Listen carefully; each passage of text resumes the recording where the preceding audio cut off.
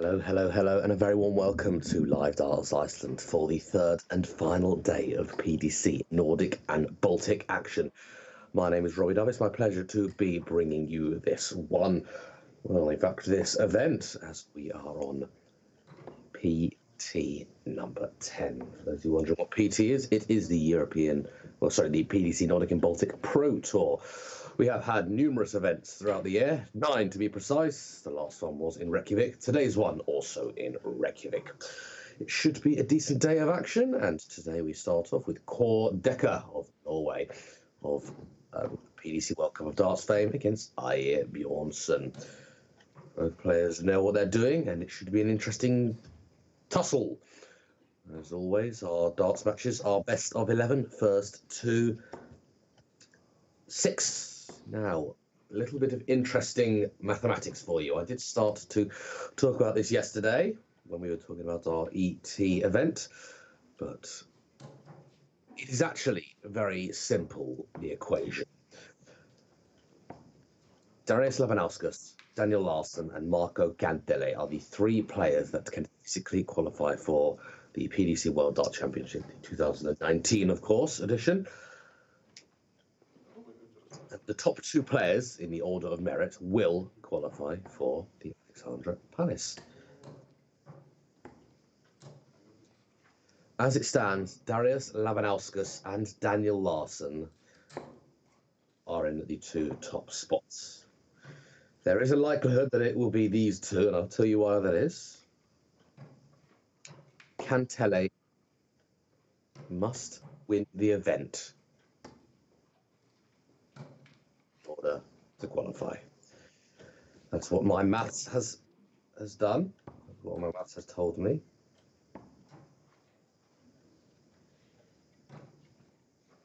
If Gantele wins the event and gets 4,850 points,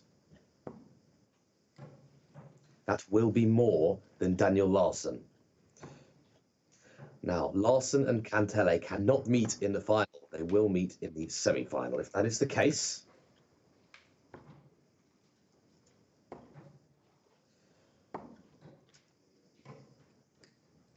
and Larsson doesn't win, so if it's Gantele Larsson in the semi-final and Gantele wins, Larsson will have 4,525 points. A firm second. Gantele needs to win it. If he does, excuse me, if he becomes the runner-up, he'll have 4,250 as against 4,525.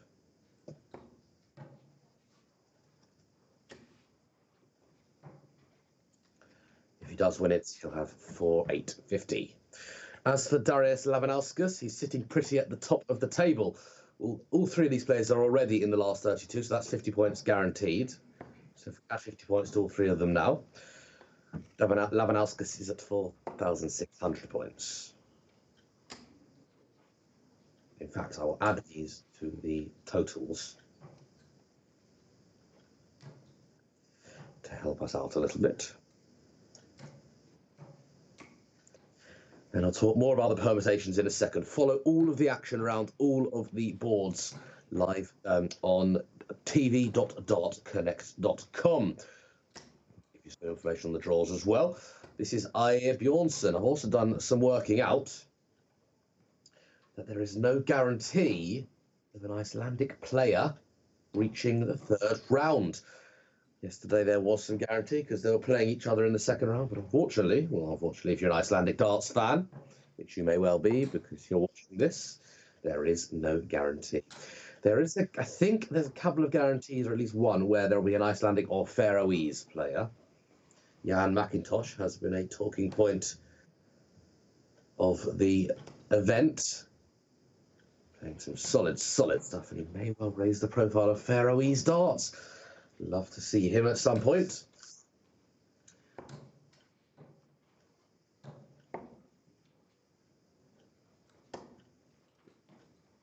This is a round 2 match. Owing to I think there's 36 participants, so there are only 4 first round matches. And the second round which first round matches may be classified as preliminary round. I'm not entirely sure. But there we go. Jan Kordecker. I'm going to keep calling him Jan, but that isn't his name. 154 to start things off. May be back. Ayer is on a 128, and if he can hit a treble 20, well, my apologies. The scoreboard again being, oh no apologies there. 128. Well, cardinal sin. 127 cannot be done, and 117 is what he's left himself, which is scandalous when you're on 128. But these things do happen in the sport of darts. Double top for Kordecker, double 10, and he's gone outside. 117. Well, for last visit, and a good visit here. If it would have gone in the double top, I would have said sublime visit. So both on double 10, which is what we coin the Icelandic double, seeing as lots of them like to hit it. But it is Kordecker who gets there first, takes first leg. Well, I'll tell you a little bit about what's going on the boards, the outside boards. There are 8 boards today. Madars Razma of success yesterday played some superb stuff, averaged 90 plus in the final. Excellent talent and asset. He's 1-0 up to Halle in a last 16 match. Ulf Seder, who I'm probably sure we're going to see today. We've seen lots and lots of him over the weekend. He's 1-0 up against Stefan Orlandi. Magnus Karris leads Tara Dilja Helgardóttir 2-0. Magnus Karris, of course, winner of yesterday's event. And finalist of PT9.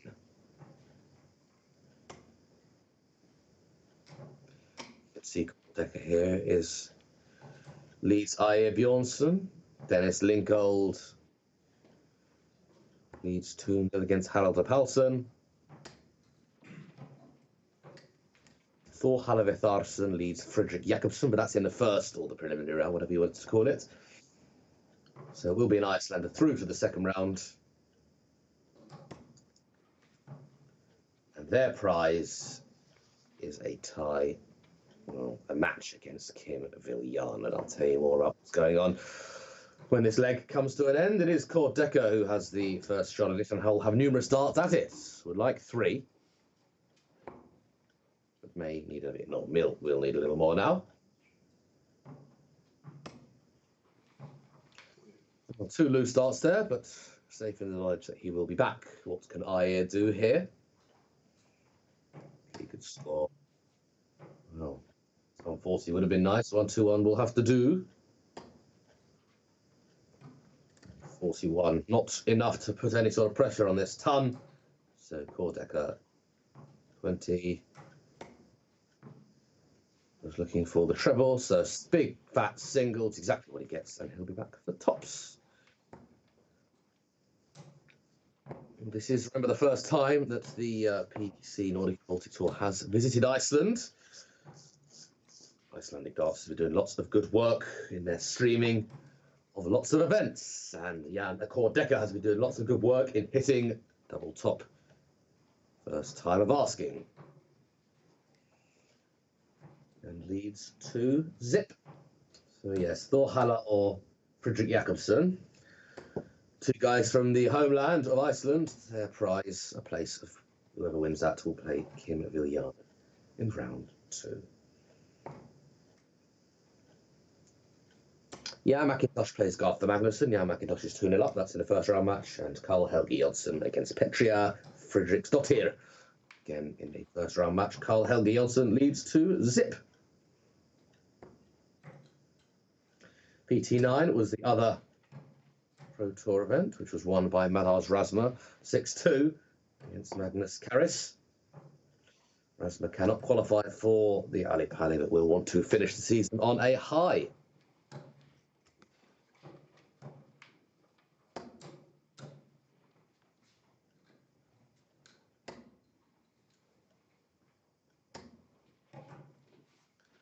was Magnus Karras, who has made the final against Malas Rasma in the last PT, and he won yesterday's ET3.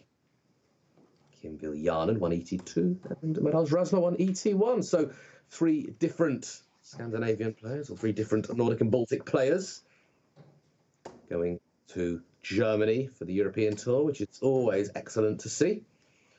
But our attention does stay here at the Pro Tour to see what's going on. I make it. Kantele wins. Kantele qualifies. But no ifs or buts about it. Has to win. All 3 players got to buy into the second round, so I believe that does give them a 50-point start. If it does, it's 4,600 for Darius, 4,275 for Daniel, and 3,700 for Marco.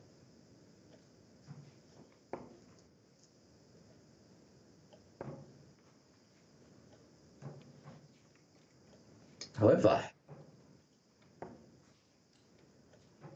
Daniel Larsen were to lose in the next round, and Marco Kantele was to reach the final. That puts him on 4,300 against 4,275. So we will see about that.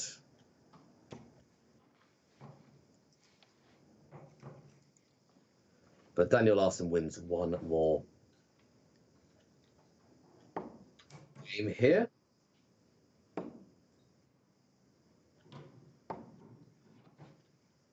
And Daniel Larsen will require Marco to win it. Anyway, that was some missed starts at tops for Aje Bjornsson. Cole will be thinking, I don't want to be missing, and I want to punish the misses. But he does until he busts his score. So may not be back. But if he is, he'll have to waste a dart. Aje Bjornsson, unpunished for his misses at tops. 5, nasty switch, and he has missed the switch. So, double 10, should he be back? Kordecker probably going 20 again. Double 16. And this time he doesn't miss the 16s. And is taking a firm grip on this clash. 3-0, and he's in the treble 20. It's a lovely laying first start. Surely he'll get another, and that's exactly what he does.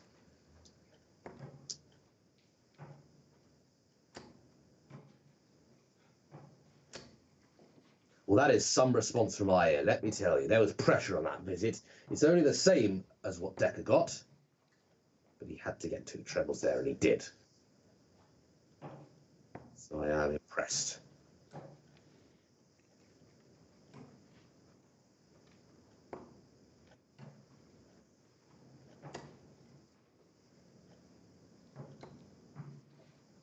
But Aje cannot follow his fantastic time 40 with anything of substance. Decker is very much in.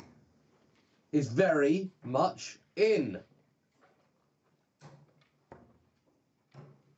2 sublime visits from Decker. Time 40 and a ton 80. With a bit of a lacklustre visit in the middle, but that's all right. He won't mind. So he's going to look to set up. Well, we wanted 99 to leave 40, but with Aje back on 303, anything will do. Well, Aje is thinking straight, because you do go for 19s when you're on 303. And that's a nice visit as well. 2 big trebles and a small one too. Doesn't put him on anything he can finish. Oh, that was a miss from Kordecker. But Kordecker is capable of missing. It doesn't happen very often, but it does happen. From 303 to leave yourself on less than 180. It's all right. It is showing Aje that he can throw darts with substance. Kordecker doesn't miss, because he rarely does. And that is 4 legs on the bounce. I think Aje's first task is going to be, let's get a leg on the board, and then we'll worry about what comes next.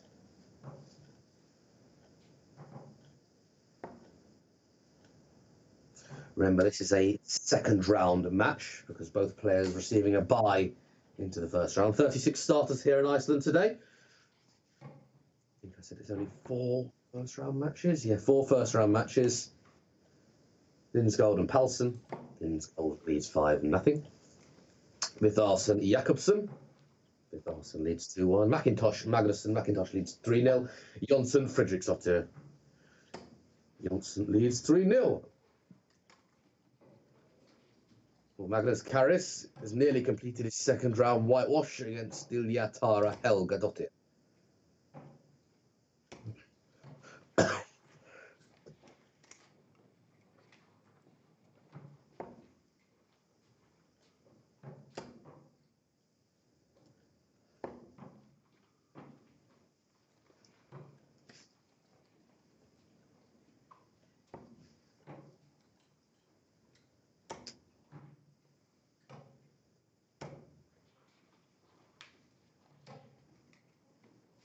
Well, only 41 for Decker. Aya is more than capable of hitting ton 40s. Aya is more than capable of hitting ton 80s. That was 140. But it puts his nose in this leg. If Decker doesn't hit a treble here, which he's done, this 160 is a big ask, so I cannot think that he's out of it just yet.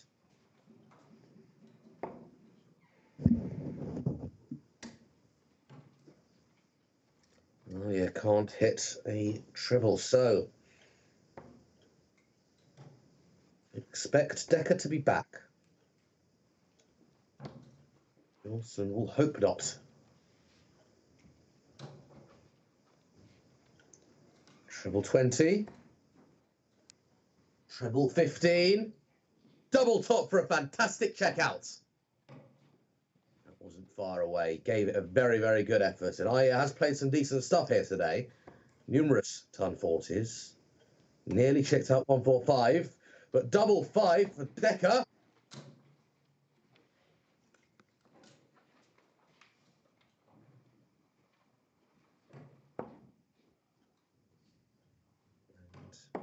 And Bjornsson splits the 10. This leg may be out of his sight. Tactical bust.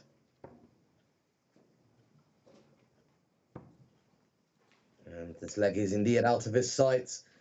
And you've got to hand it. You've got to feel for Aya, who I thought he's played very nicely.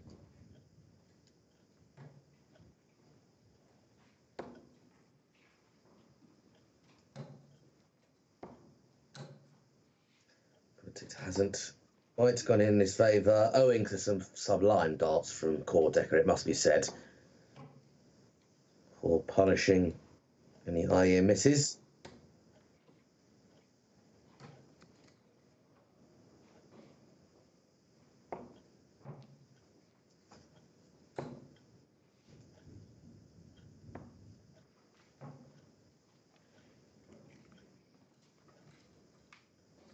We have 2 results, one for the preliminary round, one from the second round, or the first round prop, whatever you want to call it, and it's 2-0. And it's 2 Icelanders who go walking. Magnus Karris in good form, runner-up and winner on the tour, in Iceland, might I add. 6-0 over Dilja Tara Helgadottir. Dennis Linsgold 6-0 over Harald Palsson. And Ulster and Core Decker both 5-0 up. And those matches may be over pretty soon. Aya, however, throwing some decent stuff in this leg, putting the 5 previous legs behind him. Well, that was a great visit from Core. But Aya is capable. We know he's capable. And isn't going to do it here, but we want to set it up. Treble 20. Not quite. Decker, it's a big ask, and it will be some way to win. It's doable now. It isn't anymore. 140 maybe? Oh, well, 83. Treble, double 18. That's a good marker. Go on, Aya. And he still can't do it. And could that be the last dart that Aya throws on the Baltic and Baltic. You know what I mean. This year, double 10 it is, and a fantastic performance from Jan Dekker. It is 6-0, but it wasn't a whitewash-esque performance, and by that I mean I did throw some decent stuff, did give it his all. He was on 145 and narrowly missed tops, so you've got to hand it to him. I think he's acquitted himself in excellent manner over the weekend.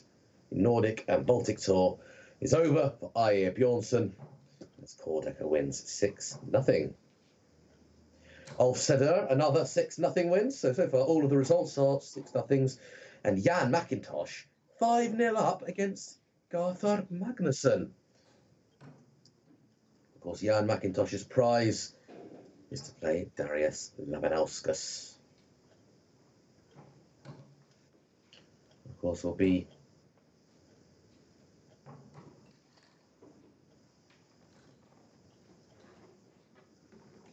keeping you well up to date with Labanauskas, Larsen and Cantel's performance and progress. But Cantele needs to keep winning.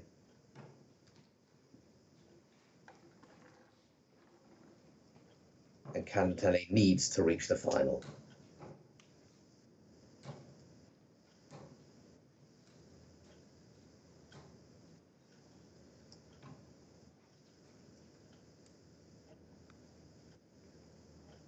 I've added the 50 points on for them automatically making the last 32. So Labanauskas tops the table at present with 4,600. Larsen is second, 4,275. If you win the event, you get 1,200 points. If you're the runner-up, you get 600 points. Semi-final loser, 300. Quarter-final loser, 200. Last 16 loser, 125. And last 32 loser, 50 points.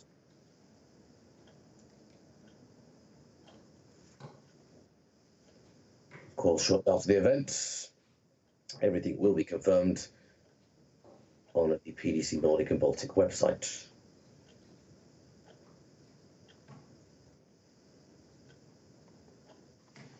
Carl Helge Jonsson and Petri Fredriksdottir. Carl leads 4-1. Madars Razma against Halli Aijels. Halli has got 2 legs against the Razmataz, the Latvian, the man who is made of steel. But Razma does lead 5-2. And I'll have a look in that game now. tv.dartconnect.com if you'd like to follow the action that's going on. Razma in this 8th leg has 214 points against Halli's 175. It is Razma with the darts. And Razma, of course, has left a finish. 1-4-2 when he's back. And all Halli can do here, well, like a 1-3-5, that would be nice.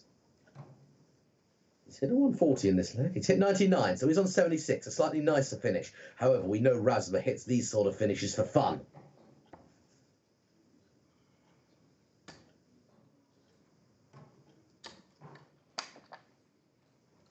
Razma 102, so he's back for 40 if Halli doesn't take out 76. Treble 20, no doubt the first dart for Halli.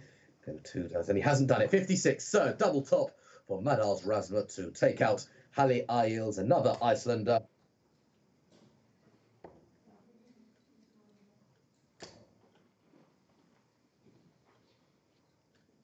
And first time asking, first start in hand, Madars Razma sails his way through to the next round with a 6-2 victory over Hallgrimur Ailson.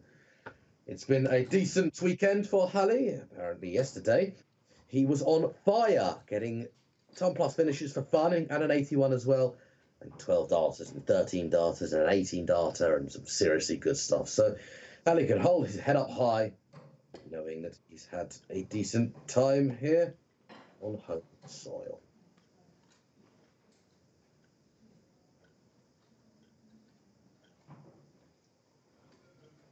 Jan and Carl, both 5-1 up against Garthar and Petria.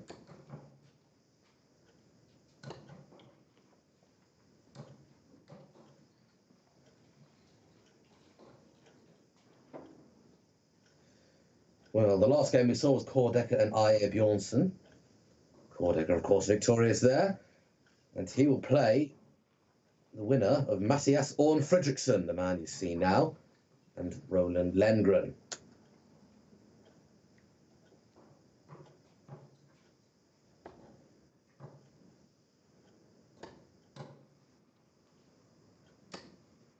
And I believe, because I can see Matti playing, it may well be this game, Roland Lengren and Matti Fredriksson. Matti trying to save the Icelanders, because there is a real danger that we won't see any Icelanders progress, just because the way the draw is. We haven't really got any playing each other in the preliminary round, yes, but not in the first round proper or the second round. Jan McIntosh has beaten Arthur Magnusson. A top 64 game. He's into the last 32. Yeah, McIntosh and Arthur Magnusson, of course, not with buys. Yeah, McIntosh for the Faroe Islands. He's done a phenomenal job this weekend. Absolutely fantastic.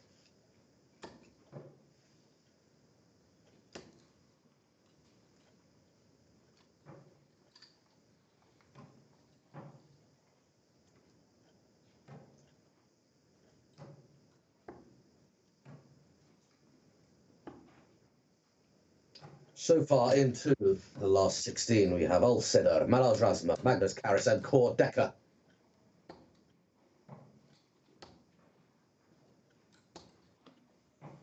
Well, I can confirm it is these two, Matti Fredriksson and Roland Lengren, waltzing their way onto the streaming board. Matti is the technological maestro. He's the one responsible for setting up the stream. Whenever anything goes wrong, Matti, and he fixes it just like that. Maybe not during this game, because he's doing some more important things, such as playing darts. Matti, for those of you who don't know, he is a professional footballer. He plays for UMF Grindavik in the Pepsi League, which is the Premier League of Iceland. He also works as a account manager in a power plant. He's also a sensational darts player. It tells me that when his football career is coming to an end, he's going to take darts very, very seriously. I actually interviewed Matti when he won the Pro Tour event. It was his third, when I say Pro Tour, I mean the Icelandic Pro Tour rather than the Nordic and Baltic Pro Tour.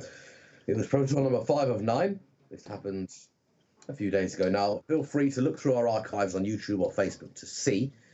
It was Matti's third Pro Tour final. Of course, Halle won 2 events. Matti had a couple of finals, couldn't find the win, but eventually did. And I dropped him an interview. Well, I gave him an interview, and you can find that through our archives. He played some decent stuff, did Matti? Had a bit of doubling troubles to start off.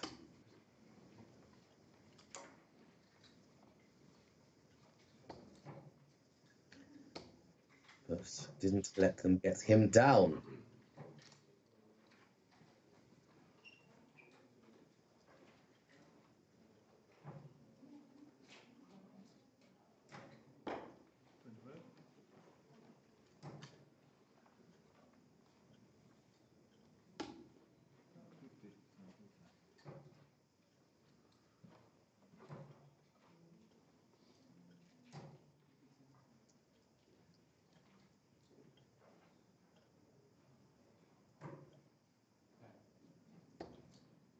Roland Lengren, a regular here, he's been playing some pretty decent stuff himself.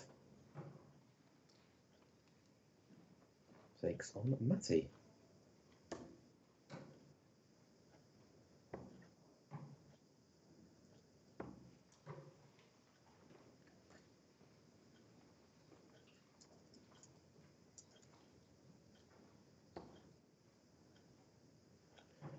Lengren beats Garthur Magnusson 6-1 in the first round of PT number 9, the Iceland Darts Masters. And this PT10 is trading as the Iceland Open.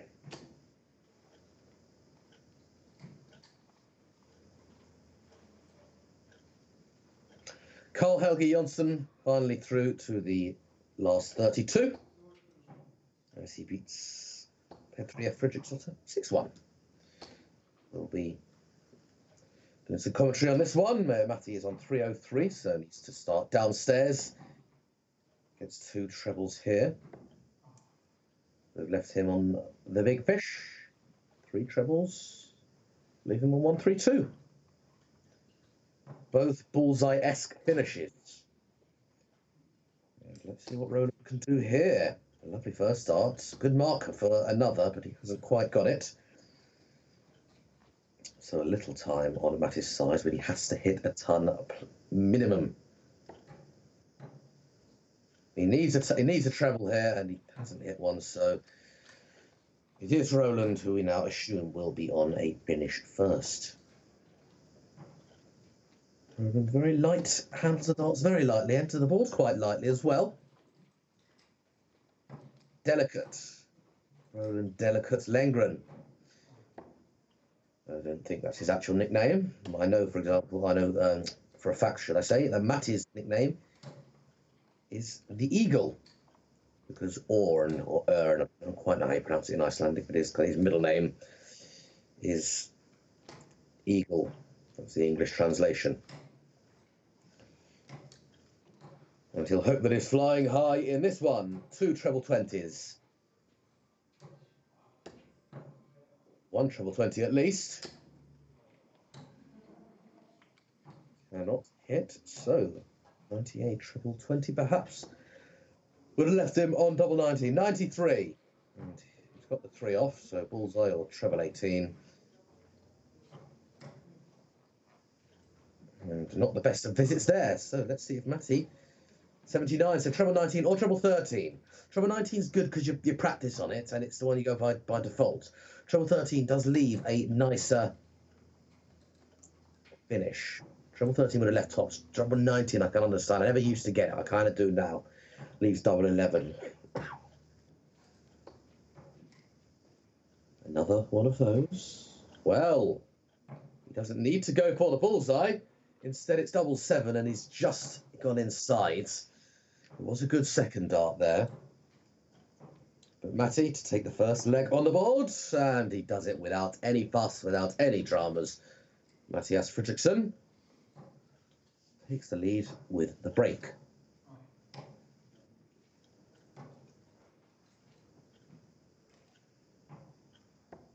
Dennis Lindsgold, I don't know if I said earlier, has beaten Haraldur Parosson. So there's just one top 64 game remaining. Thor Haller and Fredrik, 2 Icelanders. Thor Haller leads 4-3. Thor Haller leads 4-3, should I say.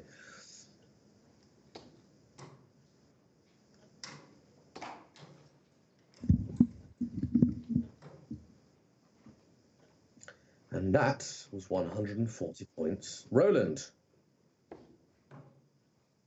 who's looking to break straight back. One of the biggest comments we get about Matty is what a throw. What a throw this man has. And Roland backs up his Tom 40 with 100. But then we'll look at this stance. Not much shoulder. Straight elbow. Straight forearm. With a throw like that, you can only assume that he's going to improve. I mean, he doesn't need heaps of improvement. He's a hell of a lot better than I am, let me tell you, but I think all darts players want to improve.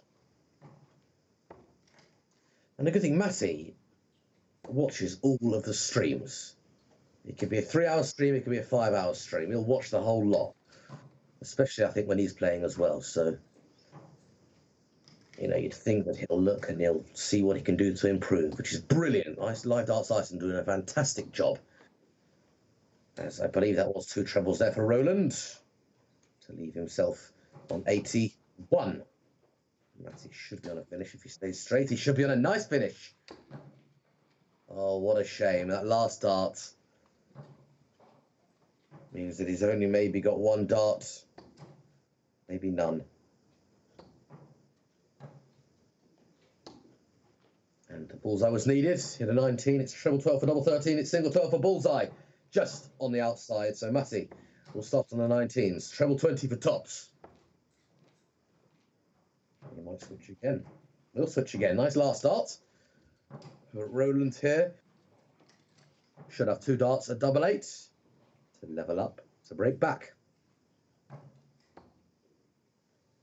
Well, he went 1 for double 12. He's now got 1 for double 2. And that was a poor first dart. That single one should have been nowhere near the 20 or the 18. So for nowhere, Matty has 2 darts at tops. Only needed 1 last time. And he needs 2 this time, but 2 is fine. He holds his throw and punishes that single 20 from Roland Lengren. Lengren a slightly higher average, but it is not just all about the averages. The averages are a good guide. The power scoring helps you get down to finish, but it is all about the ring on the outside of the board. Nice last start from Roland. Will be disappointed after that. For that one.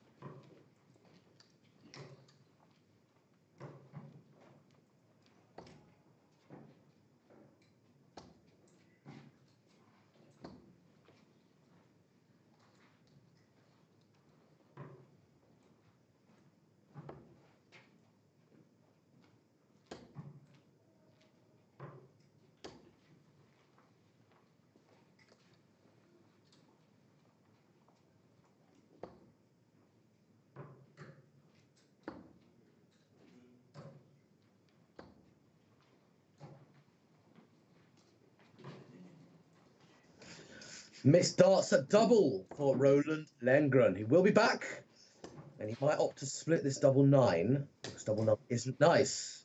And no punishment dished out by Mr. Fredrickson. So, what's he made of? Double 9 or split? Oh, who talks about splitting? Who cares about splitting? Roland Lengren. It's double 9, first time of asking. The doubles are the same size. He obviously likes double 9.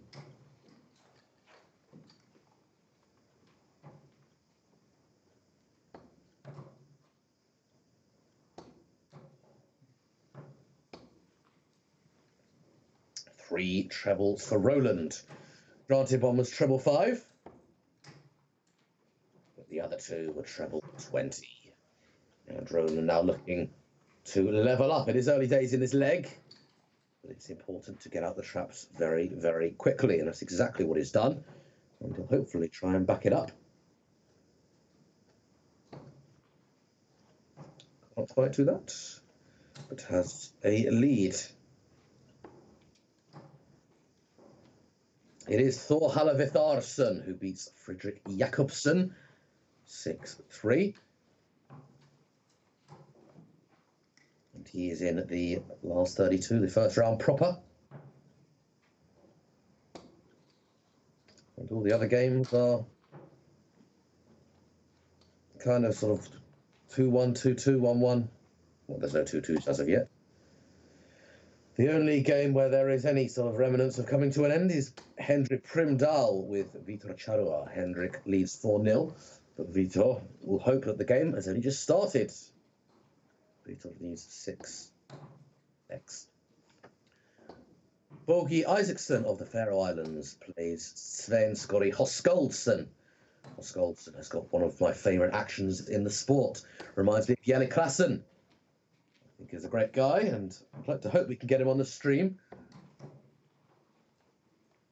But there's a long way to go yet. That has just started, and the scores are like 0-0.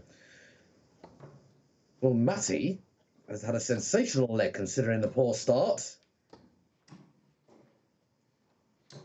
And that isn't the best from Lindgren, who has had a couple of lacklustre visits.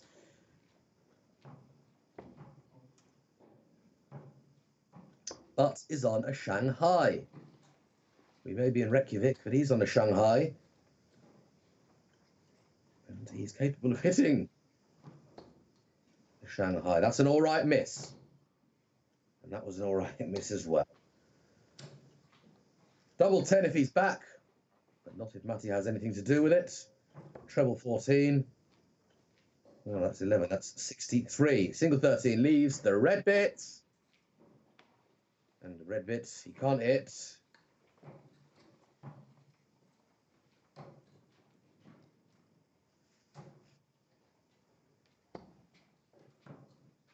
Double 5. Has to be aggressive here.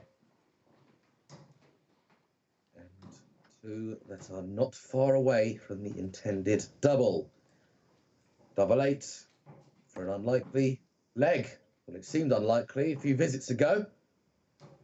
That isn't far away either. So if Roland's going to miss it, go inside, it has to be this dart.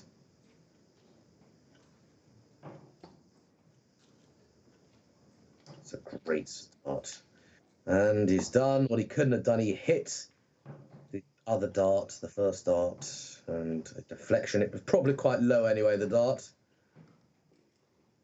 But that means Matty has 3 darts, 2 now at double 4, 1 at double 2. And no one wants this leg. But if I was Roland, I would much rather be on double 2 than double 5. So double 2. No dramas there. Well, no dramas in that visit anyway. Little drama in the leg. The leg looked like it was surely going in Roland's direction. And Matty came back in, missed numerous darts at it. And Roland is the man who levels up. Vitor now needs trails 5-0 against Hendrik Primdahl. Vitor, winner of the Icelandic ranking event, who I interviewed, said that he believes there is such a thing as home advantage. Of course, it is still possible for Vitor to win, but he has to win 6 legs on the bounce. You ever do get to see Vitor play, very talented darts player. One of Iceland's finest. And also has got one of the best moustaches in darts. Vitor, surname is Charua. It's not a son in Iceland. Your surname is usually Son, S-O-N, or Dottir, it means son or daughter. So, for example, my dad is called Alan. I'd be Robert Allenson. But Vitor is not Son because he's actually Portuguese, but he's lived in Iceland for a while, for a long time. He's got Icelandic citizenship. He speaks the lingo. And he does qualify as an Icelandic national. Actually, talking of Vitor, someone did the most sensational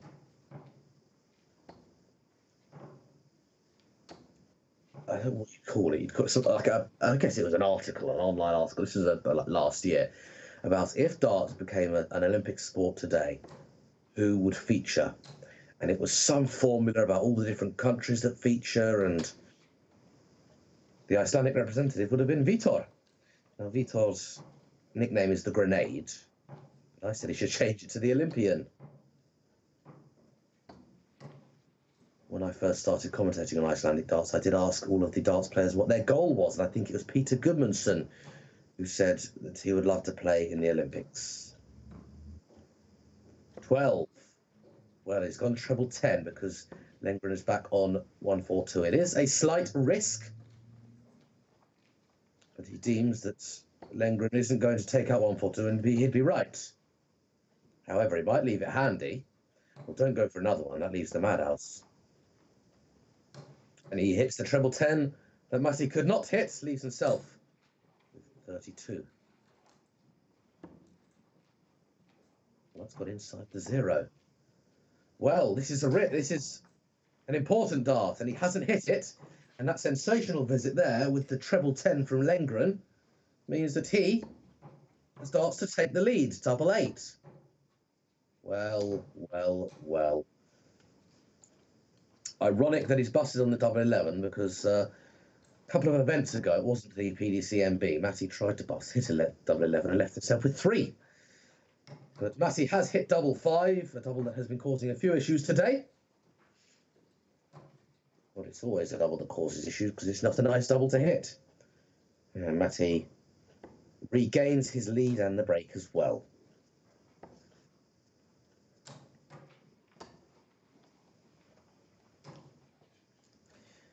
It is Vitor Charua, who is the latest casualty, as Hendrik Primdahl wins 6-0. Vitor's averaged 53.8. That is not at the races at all. Vitor is capable of much, much more than that. 10 points, 20 points, heck, even 30 points more than that. But he should be proud. He has done himself decently. Acquitted himself in some style. His weekend here to the PDC Nordic and Baltic Tour is up. We thought a regular on the PDC MB Tour. We'll show some commitment. So I think it's only fitting that his home nation is the last one of the season. Lengren here can even finish, needs another. And I don't think he's got another. See what Matty can get down to here. 140 would be useful. Honours even in this leg.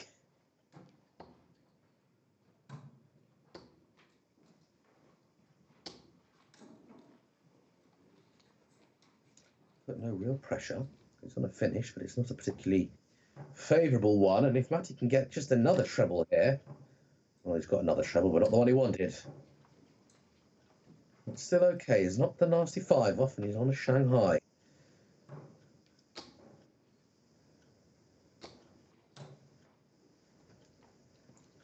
$96 if he's back. Treble 20. That's quite a high dart to be a marker, and it's an unusual dart that it swayed into the 5s. Any closer, and he'd have a dart for tops. Will want to stay there. Well, he's got double-double. Double 18 for double top. I don't think that second dart was in. Well, it was. It was. He was low on the tops. We'll be back for double 10. Might be back for double 10. Won't be back for double 10 as Fredriksson went treble 10 for tops. Get the single left 60, 20 tops. And takes the lead. And puts a little daylight between these two. Rudolph will need to break twice if he is going to win today.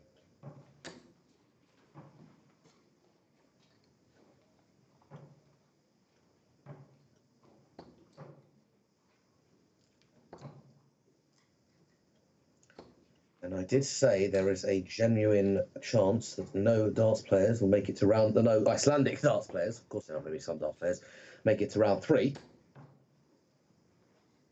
As Matty lets the fire in a big one, and Matty hits, I think that was a 140, was a 140.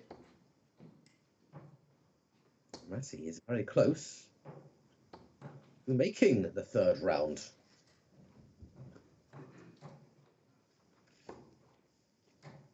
He's having a nice leg here as well.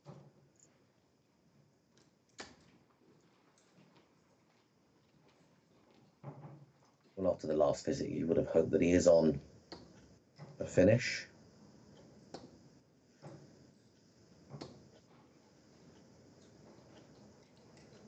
And Lengren can't find a finish either.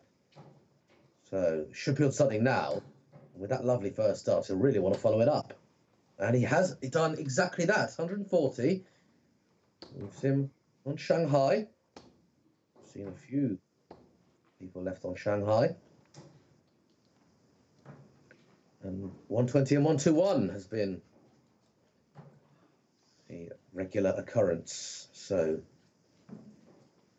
we'll need 420s. We'll need 620s, but obviously 3, 3, and double top. And this time he has missed. Hit it in some style last leg. And Lengren isn't going to take this one 4-8 out. Might leave himself on double 4 though. Isn't. Will leave himself on 16 for the double. But Matty, very capable. And he's hitting doubles with conviction today.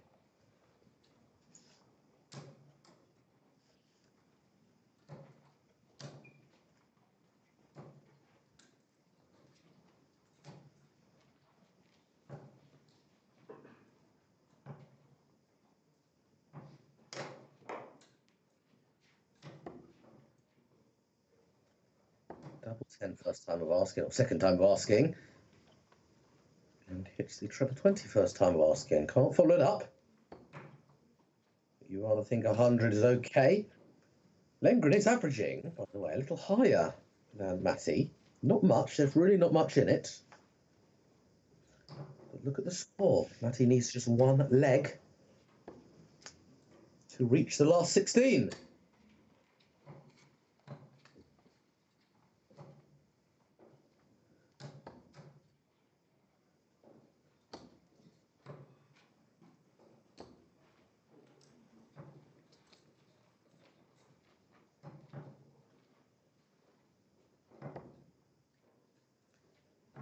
Niels Heinstow beats Uni Arting. So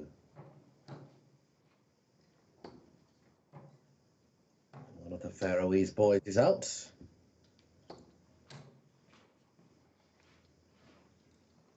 Jan McIntosh is in, but not playing as of yet. Daniel Larsson trails 1-0 to Dennis Linsgaard. It's an early days yet, but wouldn't that be a twist in the tail for the race to the top of the table, or the top 2 spots on the table? 140 points for Roland Lengren. He's on 85.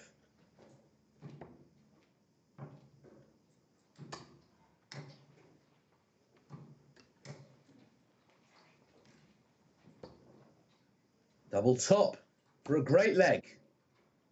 10s. We'll be back, but we'll be back at that horrible double 5. It was a lovely setup in that hitting the triple 15 first time of asking. Matty Hill will want to leave 78 or 38. 78, hopefully. Well, even better. I mean, maybe not even better, but similar equation, 84. This needs to go. Doesn't go. So, Matty Fredriksson. Treble 20. Single or treble 4. Well, I think he was going for the 14s there. Surely he was going for the 14s. That's just a slip, because that looked like a big fat 9. Double 5. And that was a mistake from Matty.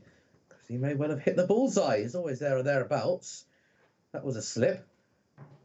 And he cost himself a match start, did Matty. But Roland takes his opportunity. And kicks off this one.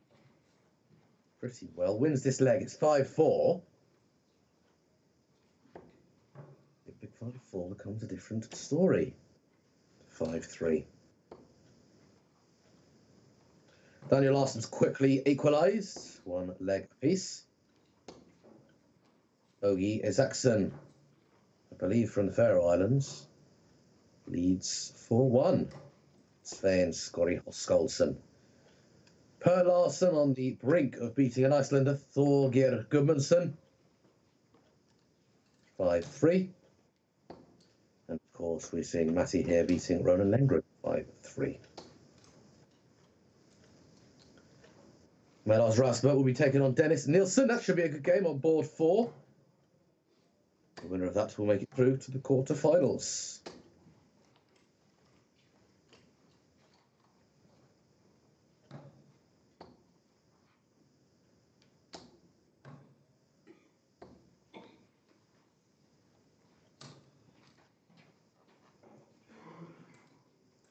A little bit of a poor visit there from Roland, just because if Matty gets a ton here, it will be him on the finish first.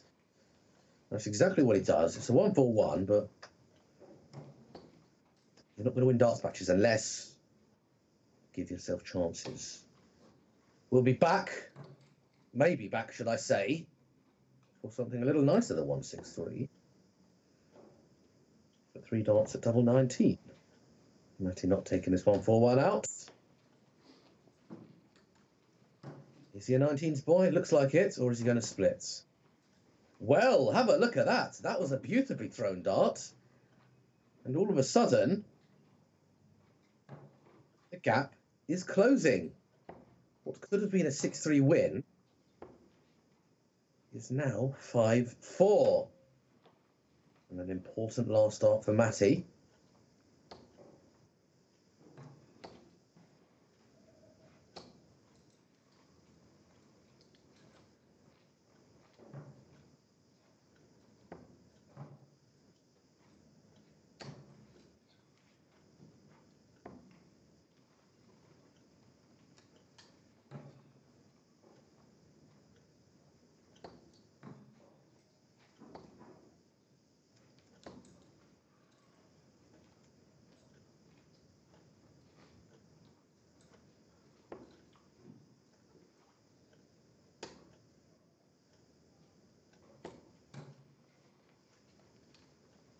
Well, similar, if not identical, visit to his first, except for the treble 20 was the last dart on his first.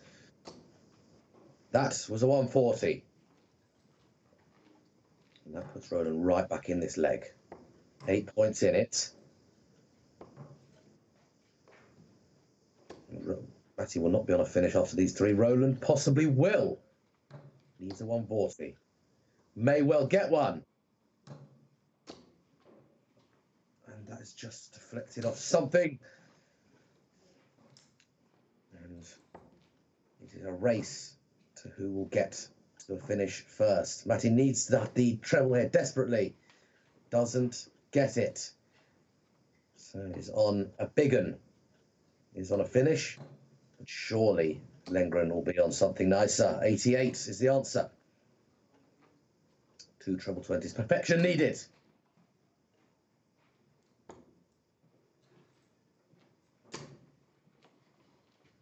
May come back for a ton, but not if Roland has his way. Treble 20. 83 left. Still doable. Still doable. Double 16. He's inside. It's still quite a big ask here for Matty. Treble 20 imperative. Treble 20 imperative. Don't go tops, tops.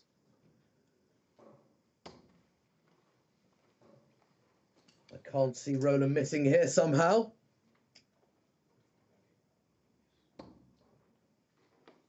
And he hasn't missed here at all. So, Matty was in a convincing position. All of a sudden, he's facing the darts to lose the match. Oh, Roland. Roland, Roland, Roland. Oh, Roland starts things off with a perfect visit. What a way to stake his claim on this match. And only a single one for Matty. Oh, dear, it's going horribly wrong. It's all gone wrong for Matty. And that slip would have well cost him the game.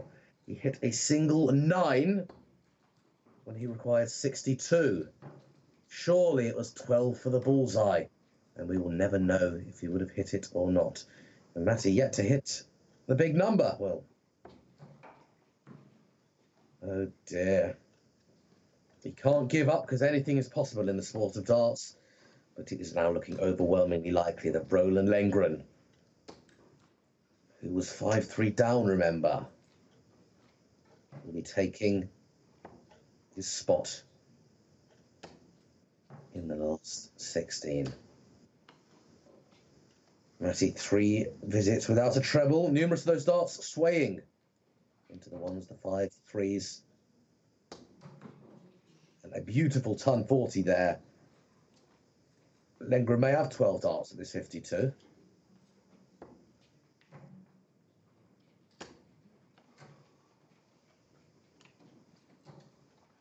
$20 or 12? Double 16. Only needs the 1 dart, and look at the emotion there. Matty will be absolutely gutted that he let the opportunity go. But all the same, he should be happy that we have had this lovely, lovely weekend, which Matty, of course, has made fantastic in the streaming with the technology. And he's had a good run as well, but it is Roland Lengren who takes the 11th and deciding leg, waltzing his way through to the last 16. Have a look at those averages for the last leg. 107 Roland and 43 Matty. So where it really mattered, Roland switched on the gas.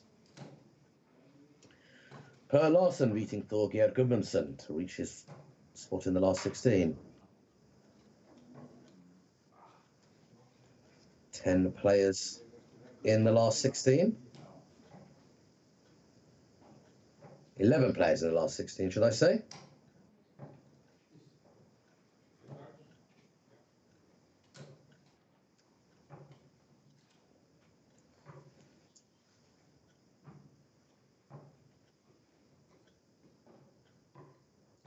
Daniel Larsen leads 4-1. He's already got 50 points from today's tournament because he, by default, made his way. He got into the top 32.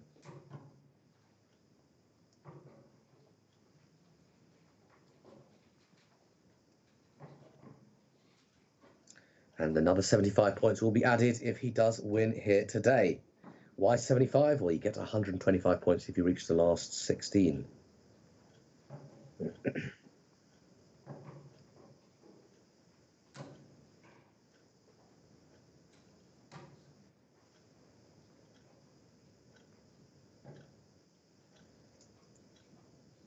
Kantele and Lavanauskas' first games will be starting soon. They've got their first call. They're proceeding to their boards, and they'll be warming up. Marco Kantele will be playing Carl Helgi Jonsson. Darius Lavanauskas will be playing Jan McIntosh of the Faroe Islands. Can Jan upset the odds and take out he who is number 1 in the order of merit for the PDC Nordic and Baltic Tour? If Darius does lose out here today, he shouldn't panic because there is an overwhelming likelihood that he'll A, qualify for Ali Pali, but B, top the table. But anything is possible. When I say anything is possible, I don't mean the likes of someone who's bottom of the table being able to top it. But Kantele must win the event. And Larsen must do as well as he can, get through to the semi-final.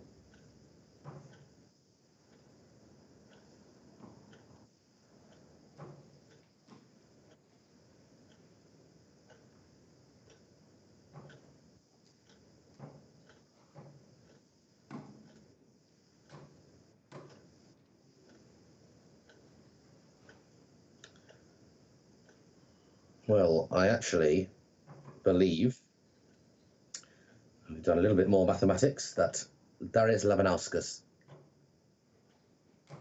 has done enough to guarantee a spot at the Alexandra Palace. Reason, if Marco and Daniel win all of their games, they will meet in the semi-final. One of them will lose, assuming that person is Daniel Larsen, just for argument's sake. He'll be on 4,525 points. If, from this point, Marco Kantele went on to win the whole thing, he would top the table with 4,850 points. But Darius, with 4,600 points at the moment, and possibly more if he does win, will still be ahead of Daniel Larsson with 4.525. That's a lot of numbers, a lot of confusion, but putting it this way, it's very, very, very likely that Darius Labanauskas is going to win. He's going to qualify and probably top the table. And I actually believe that Darius now cannot not qualify, if that makes sense. I.e., he has done enough.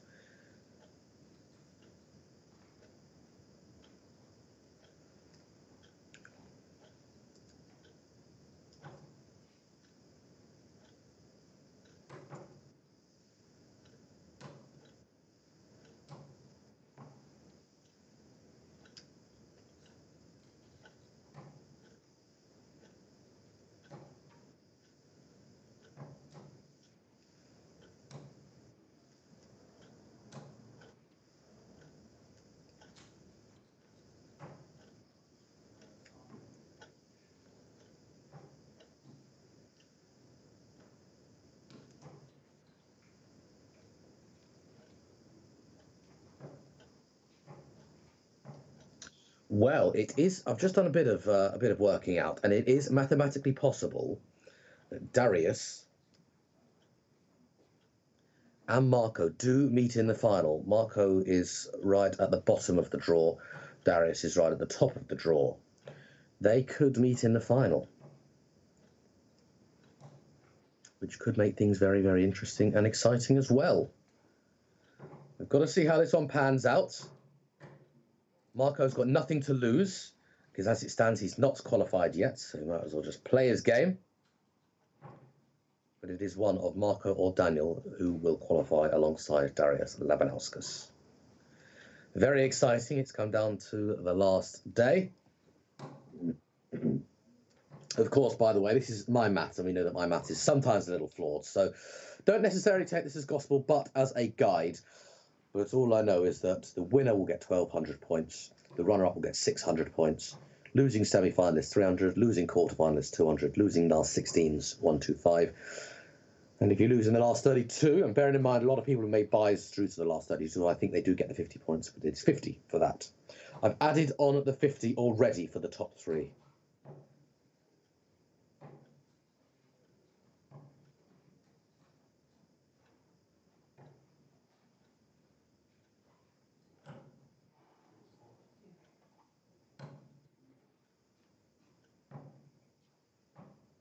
Kim Viljanen is in 4th place, and not even a win today.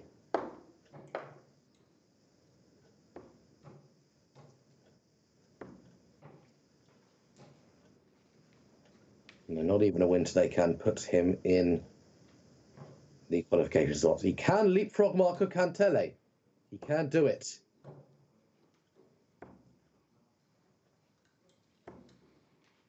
$750 points between them. So if Marco can get 751, let's say, more,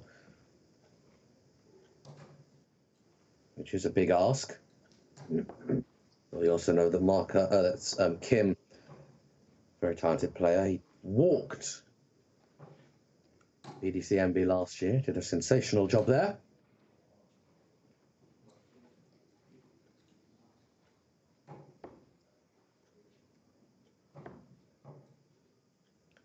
Who knows what could happen?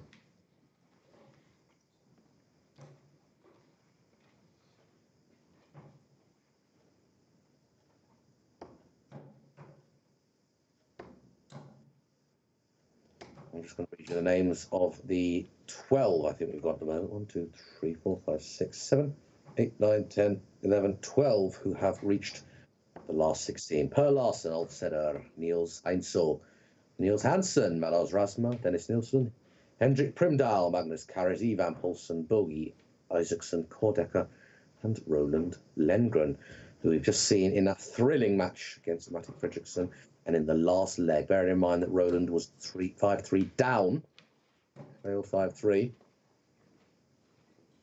Roland puts in a last leg made of steel, and Matty just about relented in that last leg. Daniel Larsson, 5-4 against Dennis Linsgold. Dennis will want to look to upset the odds. Darius is winning. Marco is winning as they've only just started at 1-0 each Ulfseder Niels Heinzel 2-all. And Medals Rasma to Dennis Nielsen 1. And Magnus Karras and Ivan Springborg Poulsen 1-all as well. I'll have a quick look at what Daniel Larsson is doing, as we do see these two warming up, Hordecker and Roland Lengren, two people we have seen on the stream today. And I don't think there is much in it between these two. Well, Larsson in a leg that he wins, and he'll win the whole thing. Sorry, I'll say that again. In a leg that Daniel Larsson needs to win the game. He's put in scores of 59, 40, and 100. He's on 302. He's now on 204, but Linsgold has 6 darts from 170 to force a deciding leg. It is Linsgold with the throw, so if we do get the decider, Larsson will have the throw. 134 for Linsgold. After 15 darts, he leaves himself 36. Larsson on 204, so all he can do is apply pressure.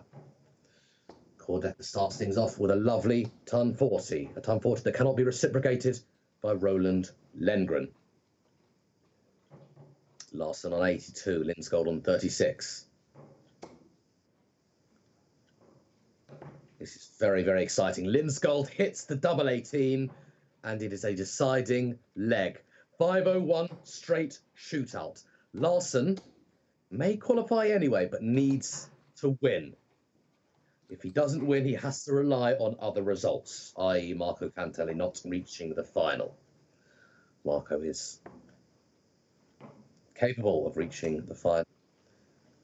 There's Hordecker 140, 100, followed by a trebleless visit, but it's okay in the context of this one. Only 34 for Daniel Larsson. If Christopher Vikstrand is listening, he will start to be sweating. 34 for Larsson, 60 for Linsgold, 60 for Larsson.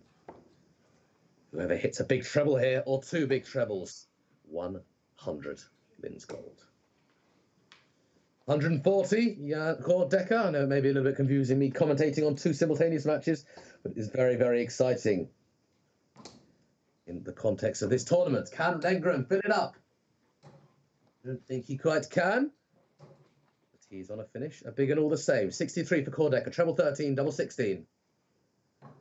That leaves 50, so 10 or 18 leaves double 16. Oh, and he cannot quite find it. Larsson throwing, 307. 226 now Larsson. 260 Linsgold. Linsgold needs a ton minimum, and he'll be on a checkout. And he got the first start, did Lengren, but couldn't find the second, so he's on 72. Hordecker, double 8, first time of asking, and he takes the early lead. Linsgold did get 100, so he will be throwing, however we look at it, whatever Larsson gets, for 160 for the game. 99 for Larsson, who is capable of getting 127, which is better checkout than 160. Linsgold, 160, to upset the odds and send Daniel Larsson into a frenzy. Only gets 44 there, so maybe back for 116. Larsson, 127, to continue in this tournament.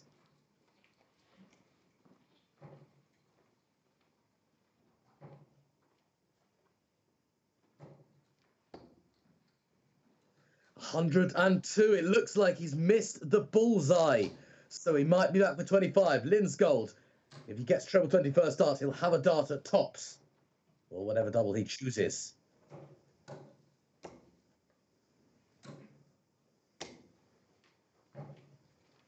And he only gets 76. Was it a missed dart? We will never know. Larsson, 9 for double 8. To avoid a horrible upset and a horrible scare. And he's done it in 2 darts as well, probably double 8. Daniel Larsson manages to avoid a terrible, terrible scare that would have sent the entirety of the PDC NB into a frenzy. And by frenzy, I mean Daniel would have been, Ali Pali would have been out of his control. As Lengren looks to pick up, it's 180. He will settle for a 1-2-1. Well, that was exciting, and I wasn't even watching the stream, just following on Dart Connect. If you too want that excitement, why don't you grab your iPad or your phone or even a separate tab aside to this, tv.dartconnect.com. That was fantastic. Last leg decider, where maybe both missed darts for the match. I know that Larson, sorry, did miss darts. That bullseye for the match. But the 116 wasn't taken up by Linsgold. We'll never know if he missed tops or just had to set it up. Well, that's 115. He scored 57 and 36. So he scored 93. 15 with 22, couldn't hit. He didn't mean to go the double 18, but he did. And Cordeka can punish that double 18 and miss double 11. He did hit a double in the leg, but it isn't the double he wanted. And there we go. And look at the silent celebration from Roland Lengren.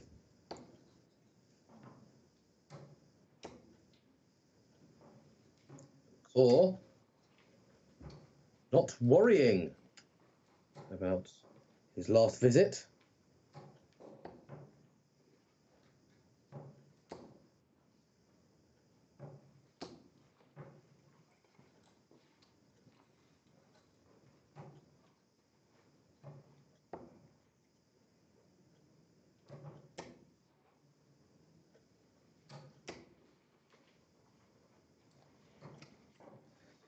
Well, thank you to Patrick Buss, or Patrick Boos, who is a little bit fancies himself as a little bit of a darts statistician. I thanked him very much for providing me with some information. He said, "Oh, I love it." The entirety of the weekend so far, excluding today. Manos Razma has the lowest darts per leg. It's 16.14. Only 5 players have under 17 darts per winning leg average. And of course, 3 of the 5 of the 6, sorry, the 6 players, 3 of the 6 are the top 3 in contention for Ali Pani. Darius Labanauskas, Daniel Boss, and Marco Cantele. Marco Cantele actually has the best out of those 3, 16.32. Darius 16.56. And Larson 16.72. Not much in it between those 3. Karras, 2nd place. Kim Viljanen, 3rd place for the average darts. Karras has had a lovely weekend. Won an event, made a final, played some solid stuff. As Cordeka tees himself up with 60. And returns.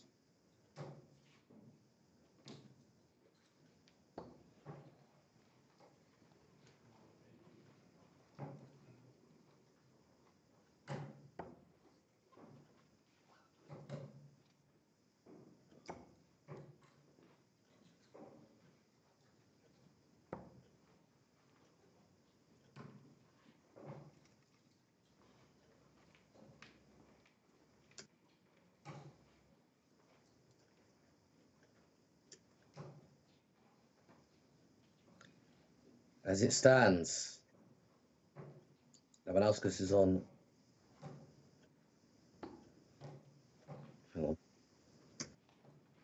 4,600 points. Larson is on 4,350 points. Cantele is on 3,700 points. But remember that Labanauskas needs to play today.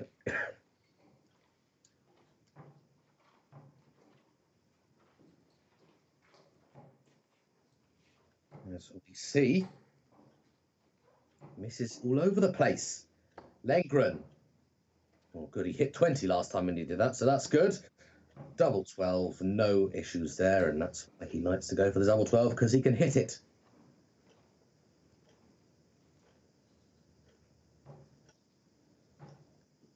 Lengren takes the 2-1 lead. Larsen is up against Henrik Primdal.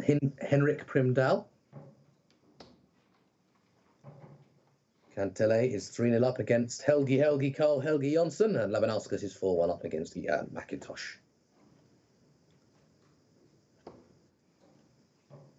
If that is the case, then a little bit more daylight between Darius and Daniel.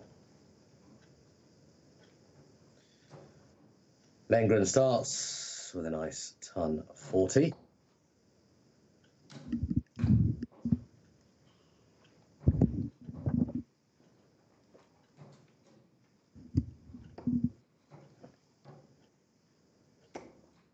Decker wants a big one here and won at least another. Well, of course, I've got to say at least another. He can't get any more than a 140 once you've hit a single 20.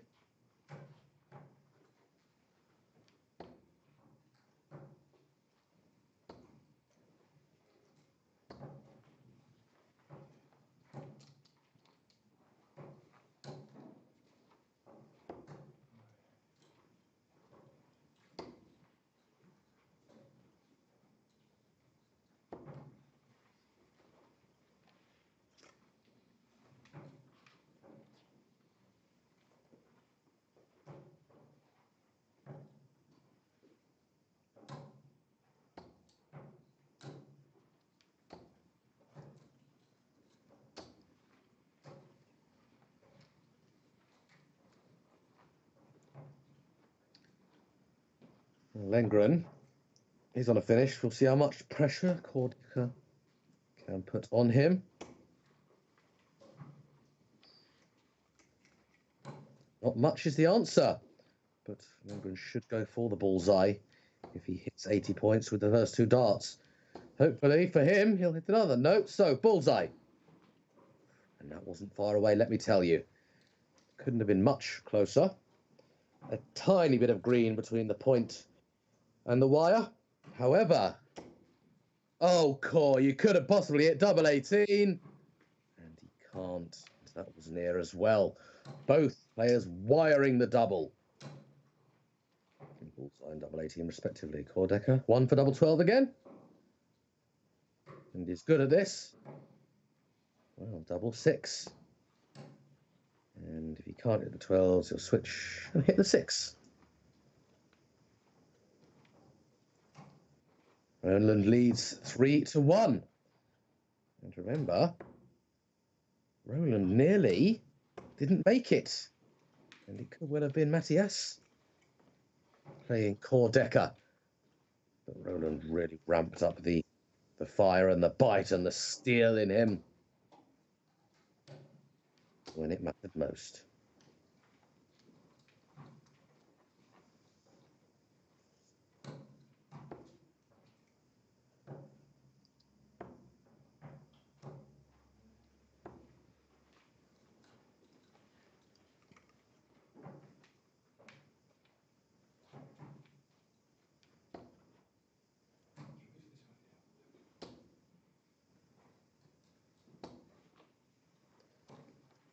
$125 points. Roland carries on his good form. Nothing wrong with Core's power scoring, by the way, averaging a little more than Roland, as we've seen numerous times over the course of the weekend.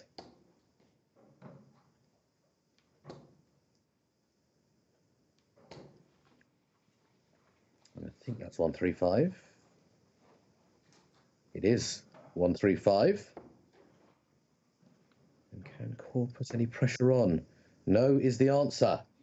So 6 darts from 141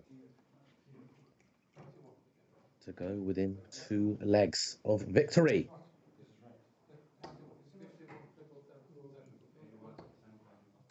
Be back.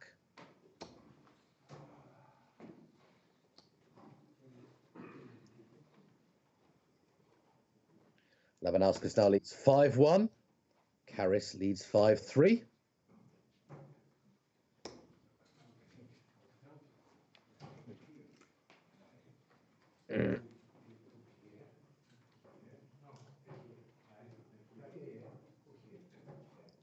Treble 20, double 18. Double 20 still. Well, he went bullseye for double 8. Fair enough. I don't really know. Unless he couldn't see the treble 20, would it look like he could?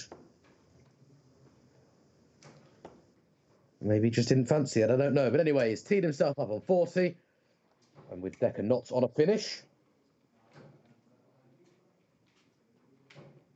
He's on 1 now, but 3-digit 1. Shouldn't be much pressure here on this double top. Well, double 19. Well, all of a sudden, there is an opening for Cord Decker, and he needs this as well.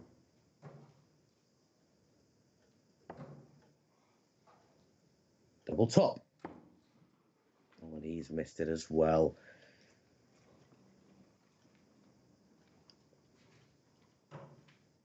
Unusual to start on the 18s, but if Core is confident on the 18s, then that is what Core shall hit. We'll attempt to anyway. Double 16. Double 8, sorry, 4-16. One dart over to the right and to the top. There we go.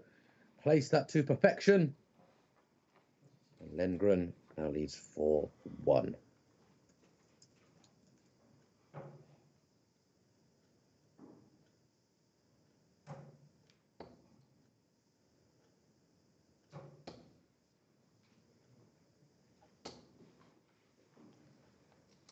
Maros Rasma through to the quarterfinals, as well as Neil Heinzo. So we will not be seeing Ulf Seder, who has provided us with lots of entertainment over the stream. Roland starts this leg with a ton 80. But only 81 for Decker. 81's usually okay. Well, that sounded like a bounce out, but it was a drop start, I promise you. And just going to want to reset himself here is Roland. And follows his ton 80 with 100. Marco Cantele has done it. He beats Carl Helge Jonsson. Well, sorry. He's already beaten Carl Helge Jonsson, we know that.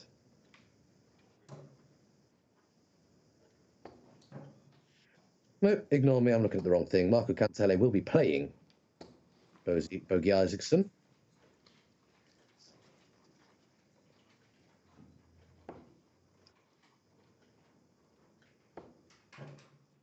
In the last 16.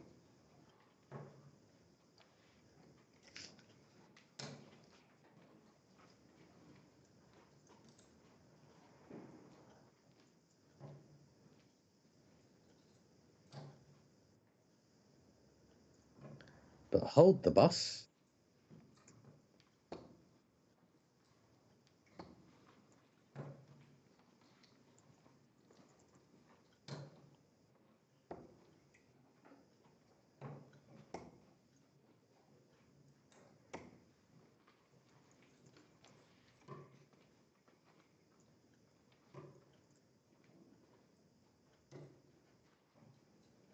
Or don't hold any bus. Darius Labanowska 6, Jan McIntosh 1. So he's into the last 16.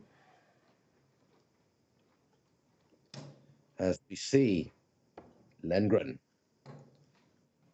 take his 5th leg. And not opening with anything particularly powerful. Lengren could mop this one up 6-1. And we have seen a vast improvement from Lengren's last game.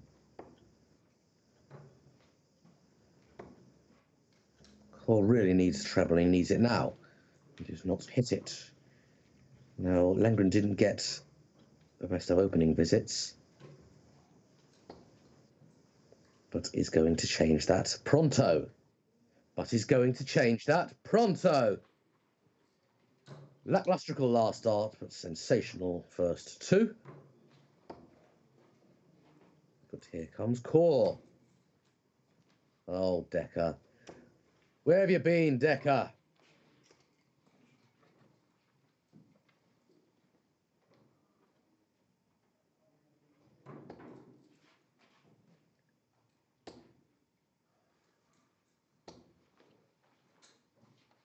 And two last darts were thrown maybe with an air of resignation, a little bit of frustration there.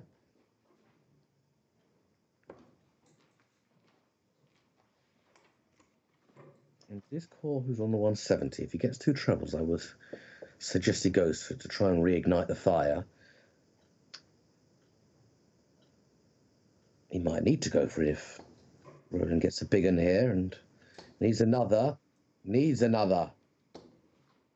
Won't get another, so let's see if Core can hit the biggest one of the lot. No. To put it bluntly, no real dent made in that. I mean, it's 112, but it's still a 3-dart out.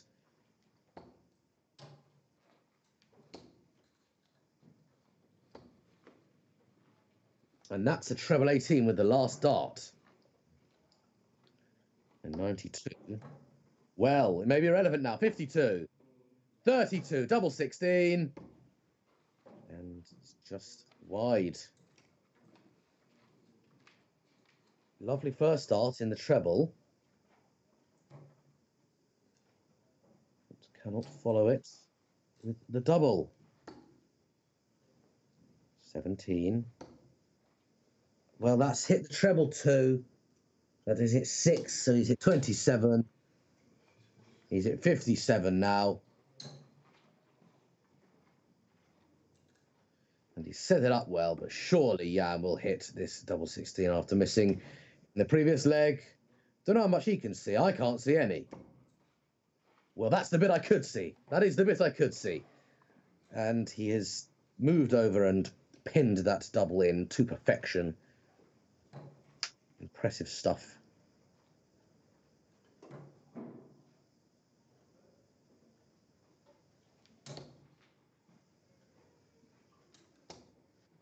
And Decker wins the 7th leg. Well, Roland Lengren, should I say. Not Ronald, but I guess that works as well. Roland Lengren was 5-3 down in his last game against Mattias Orn Fredriksson. And he pulled 3 consecutive legs back. And Decker go one better and pull 4 consecutive legs back.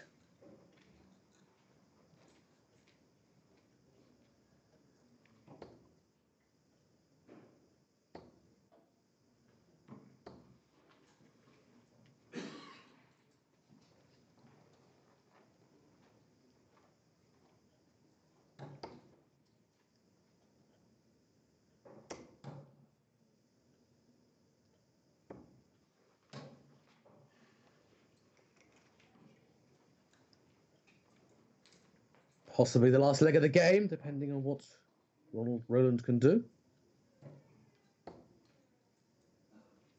However, 4 is in a slightly nicer position, but these are nice arrows.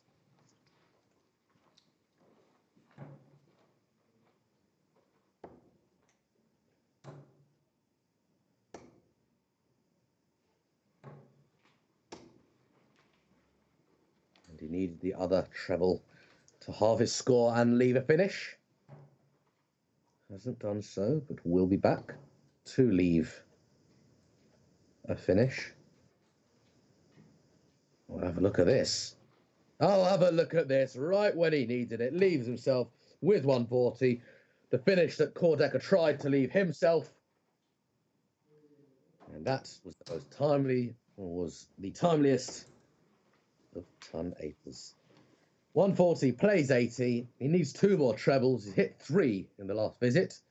Can he make it 5 in 5 darts? Well, he could, but it won't be treble 20s. Well. From a sensational ton 80 to pittance. And surely Core will drag another back. Double 10. Double 10. And he's gone a little bit wild there. So, Roland, what you made of? 117.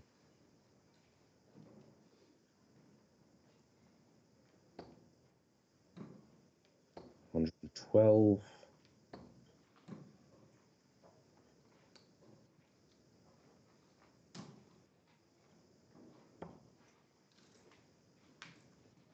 And Kordecker pins the double 5 without any fuss and is still in this game. Wins the next one. And things become very interesting indeed. And with darts like this, he may well win the next one. Ton 80 after breaking throw. Surely the gap is going to close to 1.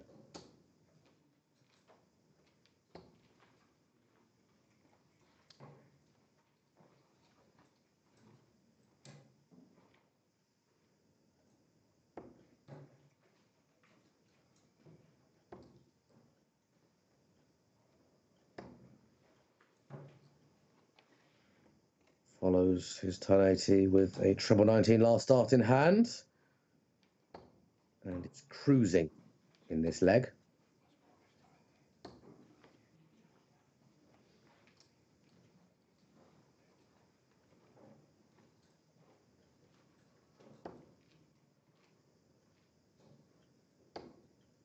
And that's 3 visits now with a big treble. 3 back-to-back visits with a big treble. And he'll have 6 darts minimum, probably more. So make it 5-4.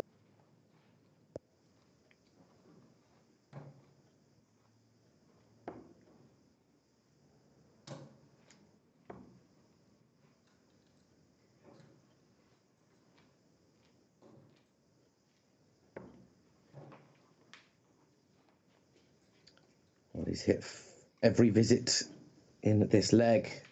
It's consisted of either a treble 20 or a treble 19. The next one won't. That's a guarantee. It isn't a guarantee, but he won't want one. I'd imagine he'd be as far away as possible from a treble 20, a treble 19. 16 for double 16.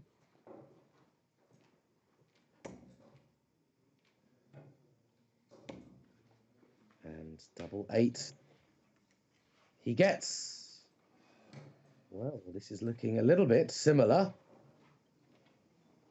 to the last game that Lengren was in. However, Lengren was on the receiving end of a win in the last game. So this is where Lengren needs to show what he's made of. And hit something big and hit something reputable.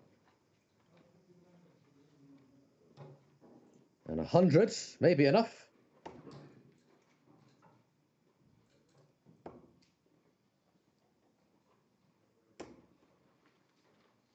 Back-to-back, 4 back-to-back scoring visits from Decker with a big treble. This is fantastic.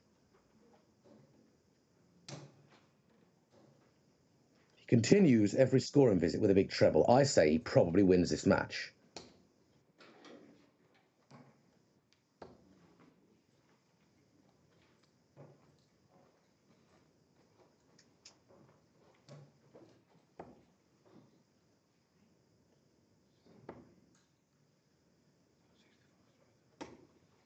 And there it is again.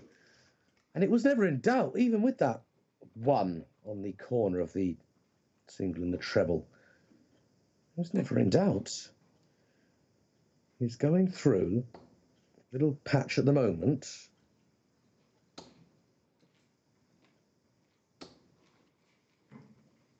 Where he's hitting big scores.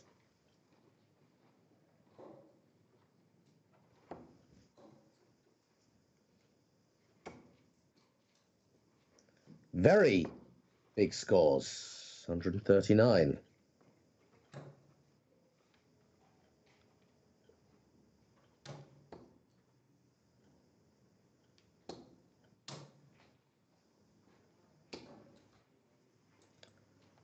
Well, Lengren hasn't left himself on a finish.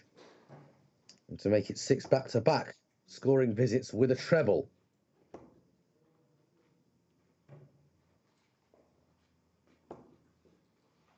And that's his first in a while without, but I don't think he'll be too worried.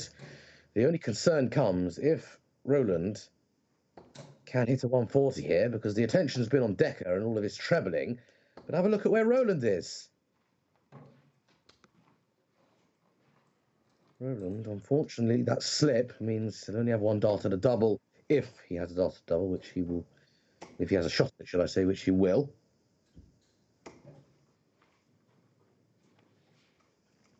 So we'll start on the 19s here.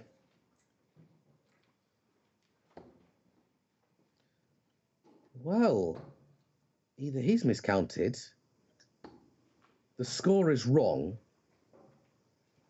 he's not thinking straight, or he was so confident that he was going to hit that treble 20. I don't know what it was, but double 8 to force a deciding leg.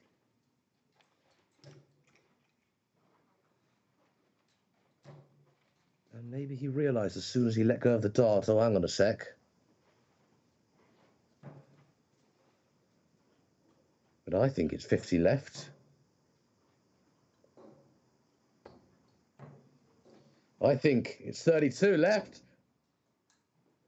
16, last dart, important dart for the match. And no, no, no, no, no. Core Decker was 5-2 down.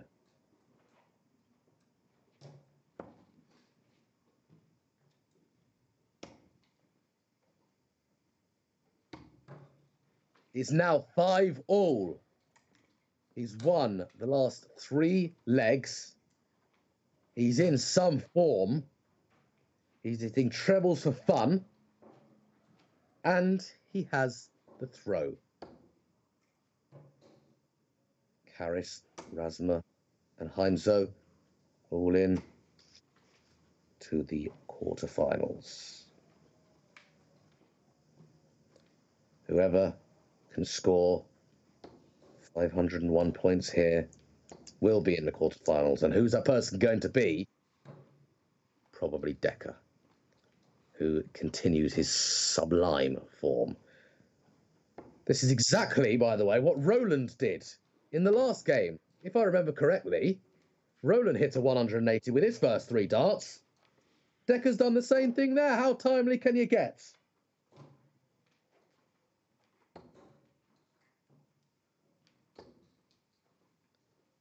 And it may be a little too late now. Nice ton for Roland.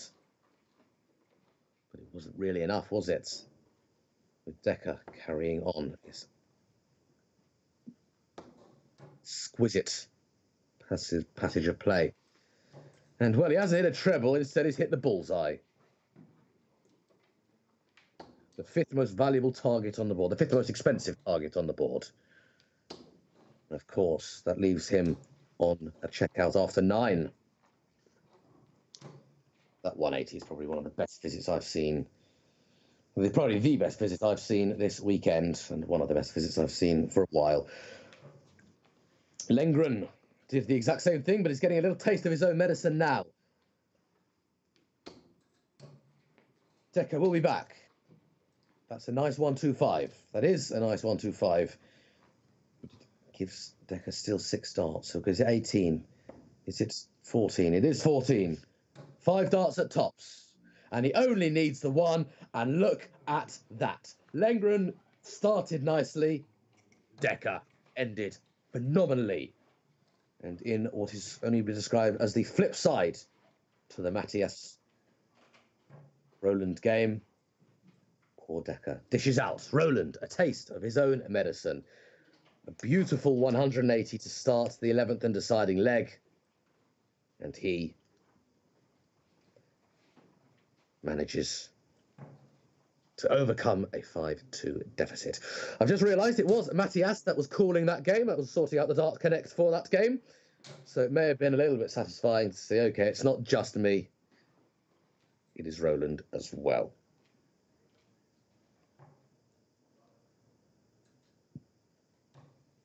Five quarterfinalists are confirmed. Niels, Madars, Daniel, Magnus, and Core Decker.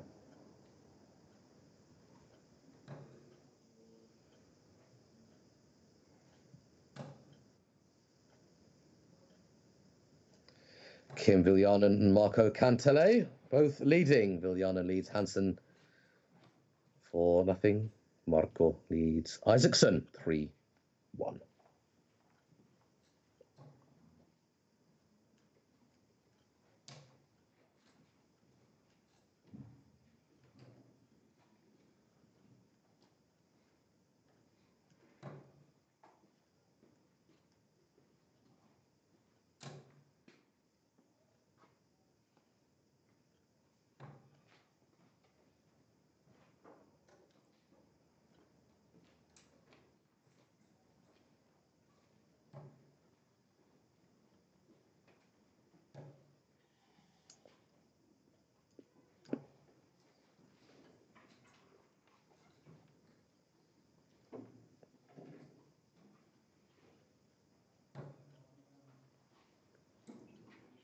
Thank you very much to, I think that said Kendra Shaw, who has subscribed to our YouTube channel. All sorts of fun and games going on there. We stream all of our events on YouTube. We do some interviews on YouTube. We do some...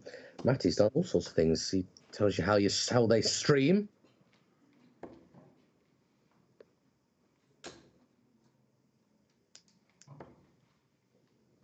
How he sorts out his streams and how to fix darts. So do give us a subscribe. When we have got 108 more subscribers, we will be giving away a set of Mark Webster darts to one of you at random. So do join in.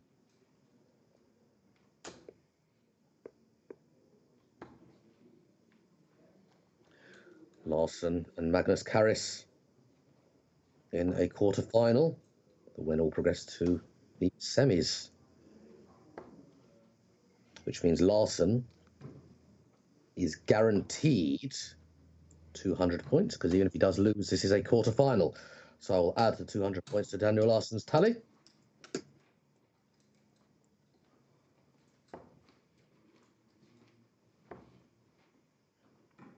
Labanauskas will be playing Per Larson on this game, on this board, should I say.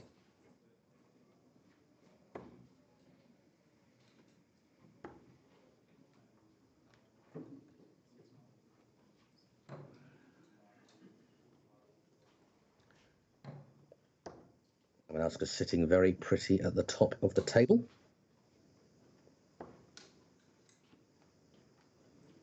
And this is for a place in the quarterfinals.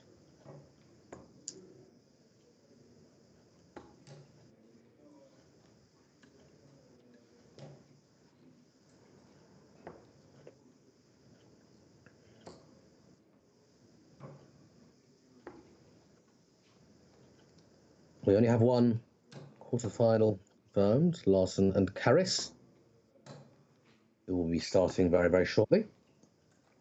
Rasner will play Viljanen or Hansen. Viljanen leads 4-1.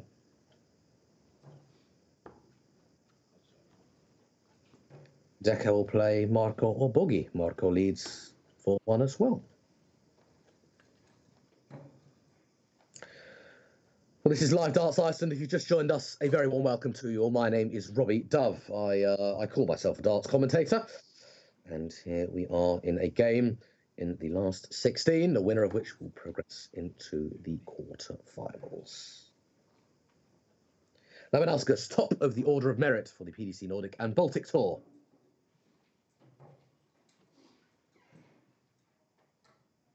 And the winner of this will play Niels Heinzel for a place in semis.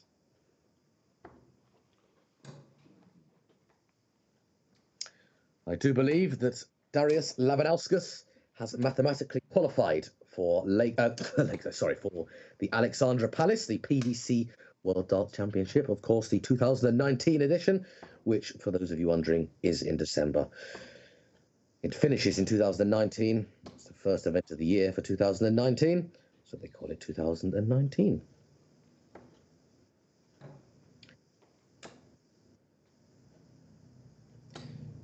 I believe that Labanauskas cannot not qualify. We'll do it anyway, but of course we'll want to top the table. We'll want to do as best he can.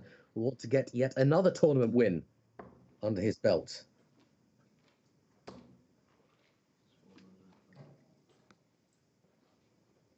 And 2 very useful treble 19s there. And Per Larsen's doing all right as well. Per Larsen getting a timely maximum. That puts him down to a finish first. Of course, we have seen Per Larsen at the World Championship before.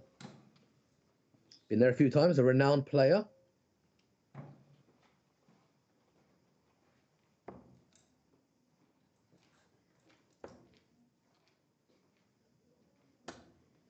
A talented man.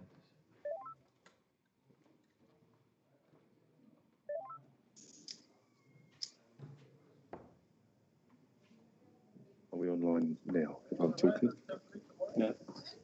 I'll need to go and minimize this window. Yep. So, can you hear him? Hello, Rob.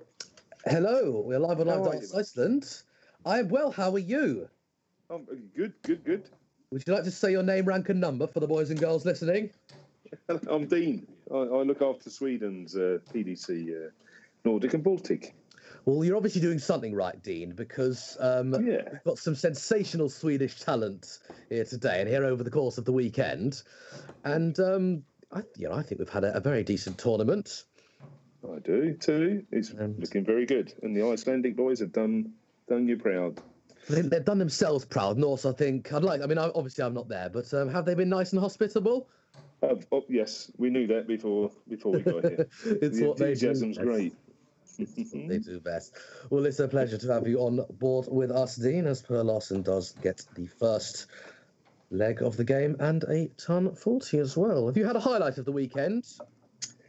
It was the Major Madas getting through to the first Euro Tour of the year. That man has played some blistering stuff. Yes. A little bit more belief, he'd be very dangerous, I think. I think he will as well. I think with anyone, give him a bit of time, give him a bit of practice and give him a bit of opportunities to flourish, and they will flourish. I mean, we saw him play well at PC 19. That was in Dublin. And we saw him play well in 2 of the events here today. Maybe even 3, who knows? Yeah, his favourite place is Dublin, I think, because he got to the semi-finals last year. So he protects that money. He asked me, he said, can you ask the PDC to have more tournaments in Dublin? Well, you're responsible for part of Europe, so maybe you can make that happen, Dean. Yeah, we'll see. But the nice thing is that we're here in Iceland. There was good conversations, and you could tell that the enthusiasm was here. And they've done a great show. Believe me, they've looked after everybody. We even had the DRA representative here, and he loves it. Oh wow! Mike Titmus, yes, they're happy. Everybody's happy. Everybody's happy except for Per Larsen, who's just missed double top for a Shanghai. But he may be back. But there we go. Darius Labanauskas isn't top of the table for nothing. Or 119 won't be going. And congratulations to him for qualifying for the World Championships. So that is confirmed. And I thought it was confirmed. He can't be beaten. My maths is come never at least second. Point. Fantastic stuff. Yeah. Yes, that's what I thought. I've got a lovely Excel spreadsheet here telling me who's got what, where, how, and why. But they updated the rankings last night. Because everybody, obviously, this is an important weekend for the top 8. So, and he can't come worse than second, so he's in. He could still top the group, obviously. And it looks like, he's got a bit of work to do at the moment, but we'll see. We will see indeed, yes. And he'll probably know that as well. But he can't be complacent because, obviously, he'll want to top it. He'll want to win as much as he can, and he'll want another 1,200 points to his name. Yeah, he's actually quite funny because they're quite confident when they're playing, but once it gets to the end of the season, this is a very important part of the year, and they'll start thinking a little bit more when they go for the last double. But I think he's quite a cool character, so he should be fine. He's a really nice fellow as well. He deserves it. He's a good guy. Yeah, he looks like the whole package. I mean, a lot of these. I noticed that Baltic and Nordic people in general very friendly tone to them. I mean, I went to Iceland a couple of times. They couldn't have been more hospitable. No, they're great. It's really, really lovely to be here and see the effort they put in. And they're putting on a great show with the streaming. Yeah, and the use of Dart Connect as well is. We were going to introduce it next year, but it's really nice. Oh, I'm so glad. All the players like it. Yeah, have you been enjoying this as well? It's a really hard work, mate, to sit for a whole weekend commentating on darts. But fair play to you. Thank you very much. Yes, I mean, I couldn't think of a much better way to spend my birthday No, weekend. it's really appreciated, believe me, because no, it's nice. I know you do your Iceland thing, but this is the big time, and you're doing a great job, sir. Oh, thank you very much. Glad to hear it. Glad that I do hope everyone is enjoying our coverage. Yes, about Dark Connect, it is really is a game changer. You can track everything that's going on. It means I'm easily able to tell you that X, Y, and Z is winning. And to give an example now, Kim Viljanen leads Niels Jorgen Hansen by 5-2, so it may well be him in the quarterfinals. Good. Yes, and it's also been a pleasure to do this as well, because obviously our Icelanders, they're pretty solid. They're decent players. But they have shown good. No, they've been great. They've been great, all of them. Yeah, they've, good averages, good standard. But calling some 90 averages, in Manas Rasma, Kim Viljanen, Marco Cantele, it's been a treat. So yes, thanks for the opportunity, and long may this continue. You never know. You could do Gothenburg next year for us. I love Gothenburg. It's one of my favourite cities on planet Earth. Yeah, well, maybe you might be able to be actually in the building the next time. I was contemplating it this time, but I thought let's try it over the internet. As Labanauskas gets his first leg on the board, double two, third dart in hand. There you go. You'll be happy with that. I think he's quite nervous. He's nervous at the moment, you can see. But he's already qualified, so. I mean, have you been watching any of the outside boards? No, I've been actually following it on Dark Connect. Oh, but wow. I'm always I look after Madas Rasma and Dennis Nielsen, so I'm a bit biased. So I just follow them. But yeah, some of the games have been great. They've been fantastic. But that's the beauty with Dark Connect. You can actually follow every single match. It's such a great setup. So when Daniel Larson was playing his last match, and it was 5-5, it was on the brink of will he be beaten, will he not be beaten? I was following that, and I was saying, very exciting. It was almost like I was watching a stream. I love watching just the figures on the screen. I don't need to see the players throwing. It's another way of watching darts. It's just perfect. It's great. It's weird, but you can actually follow half the time what players are doing, and just through watching the Dark Connect. It's just a great setup. It's the way forward, and I'm so pleased that you're going to try it out, and you've tried it out, and it's worked, and the players love it as well. It's a lot easier when you're chalking after you've lost. You still have to think a little bit, but all the players love it, because I think it's only Madas and Dennis, Kim Viljanen and Marco that have actually used this because they're the ones that play on the Challenge Tour and the Players' Championship. So, everybody's happy with it. Good. It's more content as well. Yes, and for those of you wondering, Dark Connect, what's that all about? Nice and easy. Go to tv.dartconnect.com. If you click on the PDC button, you can see the different tournaments we've got there. You can see the full... the full bracket, which I've got right in front of me. See who's going to play who, when, what, why, and how. So yes, Dean's approving of it. The players are approving of it. I'm approving of it as well. And Labanauskas would have approved of that double 18 if it went in for a nice 1-4 Sneven. Usually seen in snooker, sometimes seen in darts. That's good. Let's see what pair can do here. You missed the big one there. Never mind.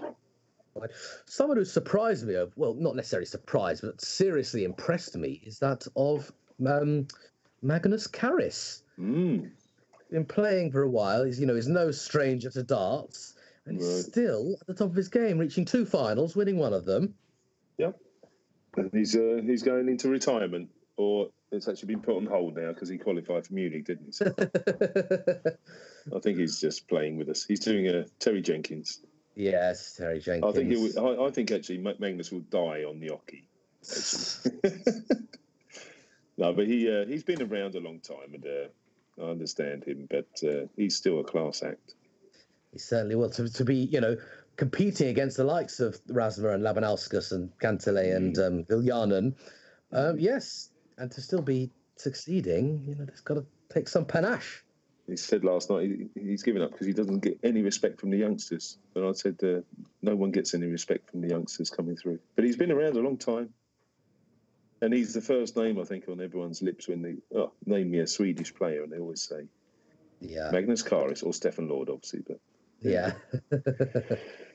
but he still thinks he's good looking. So he's a very confident man, actually, Magnus. He's quite good looking. Yeah, he's beautiful. He's a confident man, and it's a shame he thinks he. I think that win yesterday or qualifying for Munich will maybe stop him from putting his darts on the shelf for now. We hope so. Yes. Well, he'll be featuring in Munich, so let's see. Per actually took that last leg there. Did you see that? I did indeed, and yes, there is a little bit of daylight between the two. It's important for Per.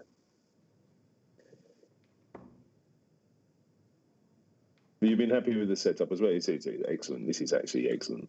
And I know it's been mentioned. It's nice that Iceland are the ones that have actually brought the streaming forward. You've been streaming your own tournaments here, and it was perfect. You've got a good gang up here.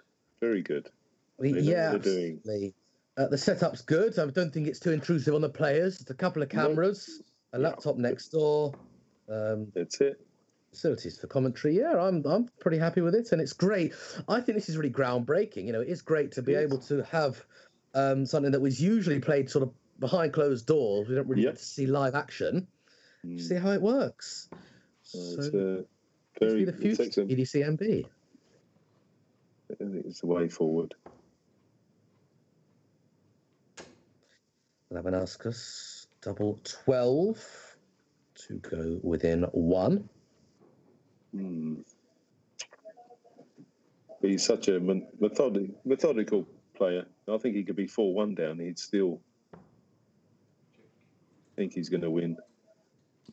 Darius, lovely lad. There you go. He took that one.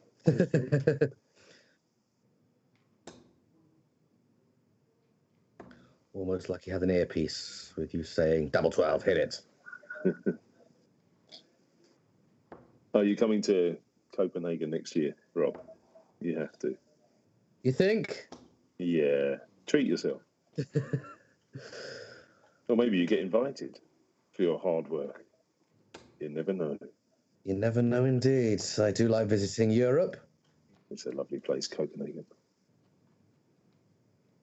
Very successful first Euro tour. It was indeed. Soil last year, and they were really happy. Yeah. They've chosen the same weekend next year, so this year they're actually going to avoid midsummer in Sweden, which actually didn't help. Yeah. So hopefully they'll have more Swedes in the audience. So that's next year in June. I'll be keeping a wide eyes on the calendar, seeing what I can and can't go to. But yeah, I love the city of Copenhagen. Beautiful city. I was there a couple of weeks ago. So yeah, really, really nice. I enjoy it. I enjoy lots of the Scandinavia. My favourite is still Gothenburg. Really? Okay. Just love it. I mean, it doesn't help. The hotel I stay in has the most phenomenal spa, so that's always nice. Okay. I like the little theme park as well. But yeah, it's just a nice. Towers, you mean? How do you guess? That's my son's favourite hotel because of Liseberg over the road. Yeah, that's annoying. When I was there last time, Liseberg was closed, and it literally opened the next day after I'd gone for the summer. Oh, that's a shame. That was a shame, but I'm sure I'll get another opportunity to go. Yeah, here we go. Darius is going to try and get level now with the two darts left. There you go. And he needs the one.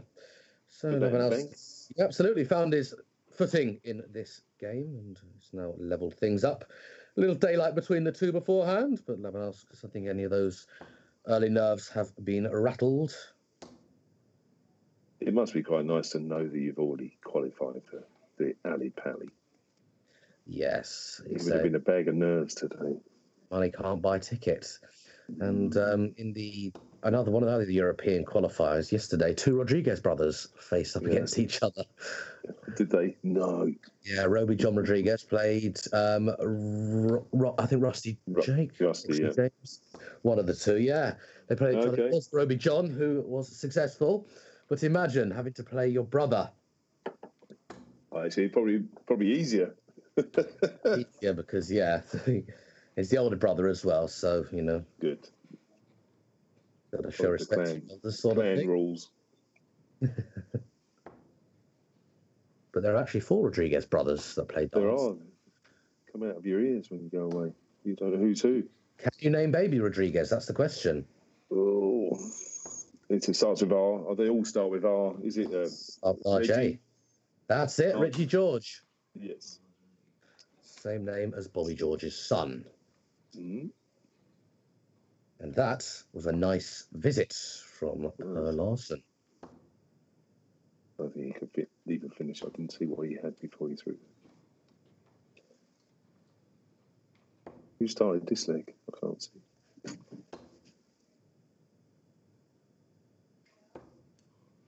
We'll let the pictures do the talking.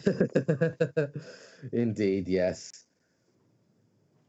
No, it's been actually a pleasure being here. They really are so enthusiastic, and we sort of knew it would be great to come to Iceland, and I hope we come back next year. We have a meeting next Friday in you Germany to doing the next year's calendar.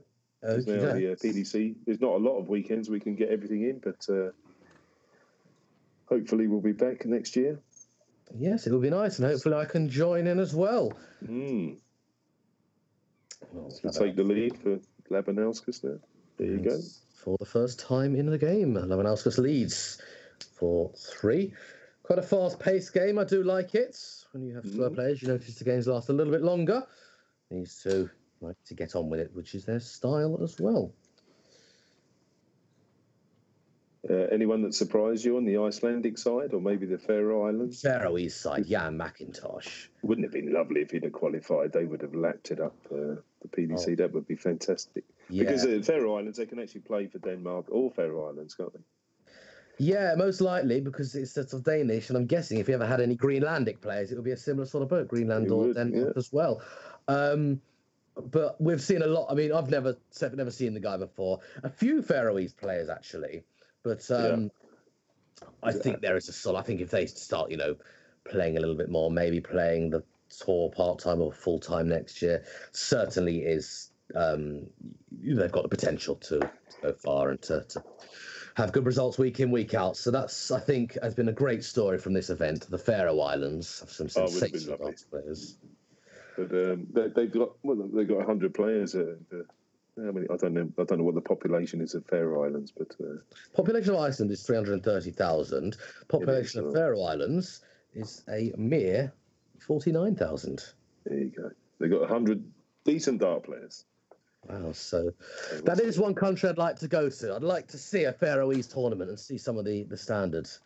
That I think would be quite exciting. So maybe Iceland might host an Iceland versus Faroe Islands event. I know they've done sort of things in the past before. Maybe we go to the Faroe Islands next year instead. That would be cool. I think Estonia's one to consider as well. I haven't seen any sort of major Estonian darts players. I think that's the only real sort of major Baltic state that isn't visited. Yep. Just spoken about that half an hour ago. Oh, wow. Okay, then. Yeah. So there's either Lithuania, Estonia on the list. We'll see. We'll see. Sure, in the PDC. The PDC are great. They back us for 5 tournaments a year. If we can get it up to 6, if we can find the weekend to put it on, then maybe we can do both Iceland and Estonia or Lithuania. We'll see. It's all good. I'm sure, though, in years to come, this tournament isn't getting any smaller. Let's put it that way. So no. The quality of these arrows, just like the quality of that double 16. Good man. The up. So what makes you biased? Am I allowed to be biased here? Because I want Darius to win this one. I love Per, but I think I'd like to see Darius win the whole thing, just to stamp his authority on the Order of Merit. How about that? I don't mind a bit of bias. Maketh the maneth. So what made the PDC Nordic and Baltic Committee choose Iceland? Well, you'll have to put that down to Vitor and Heli, actually. I think in the first instance, 2 years ago, they asked about it, and they just started doing their own tournaments, and they were interested. And then last year, one final push, and then we put it to the board, and everyone said, yes, let's go to Iceland. Wow. Because it's mainly down to the enthusiasm of the people that said they were going to put the show on, put the tournament on, and that's half the battle. And they haven't disappointed. Absolutely. And I think that's not something they're going to regret. And maybe we'll see it again next year. So the meeting's taking place next week, you say? Yeah, but it actually makes it pretty tough to not come back. But I can't say too much. But this is it's great, and good numbers entering. Obviously, we have the top 8 were here because they're all fighting for their positions. We have to make every single tournament interesting for everybody. Otherwise, maybe at the end of the year, you end up with there's not as many people coming to the tournament. But no, it's been fantastic, and nearly 40 people is exactly what we get in Gothenburg, really. So it's excellent, and it's all quality as well. It's not just there's an Icelandic guy, Rudolf, who I've actually been following. I think he's a Philippine as well, but he's what a great player. And he's come out of the woodwork. We've never seen him before. He's really, really good. I love that because they get the chance because it's in the vicinity. Let's go try it, and he's enjoyed it. So, yep. But we'll see. What we like to hear as Per Larsen draws one back, saves the match thus far. He's got the throw here as well. How many people then on average do start in these tournaments, in these PDC Nordic and Baltic events? Well, we've probably got a backbone of around 30, 35 people. The Denmark, Copenhagen is quite popular. Always, usually the first tournament of the year. We may be up to 60 to 70 to 80 people. Oh, wow. Yeah, but then it drops off a little bit because certain people don't travel as much as they used to. There's a lot of Finns that have disappeared at the moment, but I would say between 45 to 60. That's a good turnout at the moment, but it's all quality coming. It's not just it's not a day out for these people. They're good dart players and can push each other. So we have maybe a backbone of 35, and each country maybe brings in 15 to 20 players of their own when we're in town. So it's good to hear that here in Iceland, it's in line with the sort of amount of starters you get. It's very different. Small country, but big talent. I don't think there was a worry about that. How many? There was about 12, 15 Icelandic entrants and Faroe Islands. Yeah, about that. Yeah. That's great. And then obviously the top 8. Yeah, and a few people from Denmark. Oh, it's lovely to see the Danes because the Danes disappeared a little bit, but they're actually travelling now. So, but it's a tough format and tough opposition every time. The Euro Tour qualifiers are like mini lakesides, 32 players minimum for one spot. Yeah, and the quality, Scandinavians elite all in one room trying to get one spot. It's top quality stuff, and now you can actually see what we're talking about with the Dart Connect. You can actually see that the averages are fantastic, and some of these matches are world class, which they should be. Yes, well, Labanauskas needs a world class finish here to guarantee his space in the next round. It's doable with another one of those. He hasn't, and Per Larsen will be taking 2 darts at a double of his choice, to go all the way. And then you'll start to actually showing really, really good quality coming back from here because he didn't look like he was interested a little while ago. This is good. He never gives up. Per. Did you just ask me a question, Rob? I did. I said, well, this question may be irrelevant now. I said you're going to start to sweat, aren't you, if it does get to 5-all? But it might not get to that as 16 for the double. We'll see. Labanauskas through.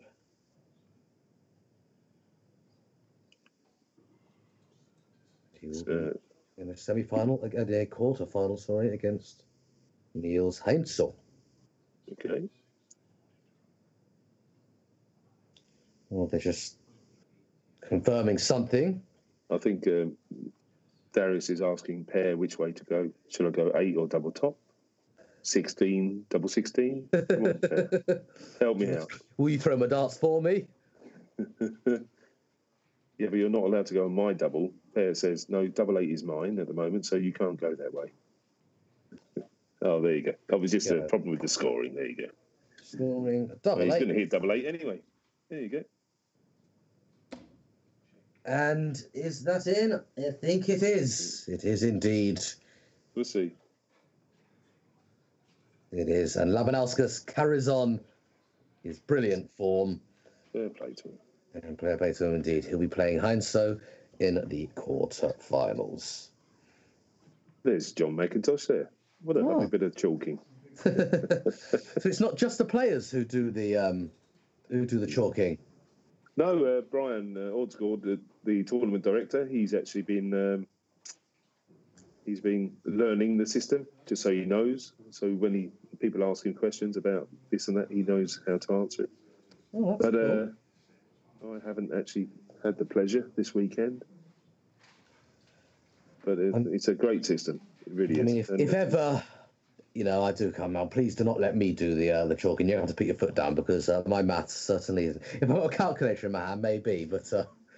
Well, I'm sort of in the same boat as you, but the more you do it, this is a great system because obviously after you've lost a match, you don't really want to be standing there chalking, but this makes it a lot easier and people...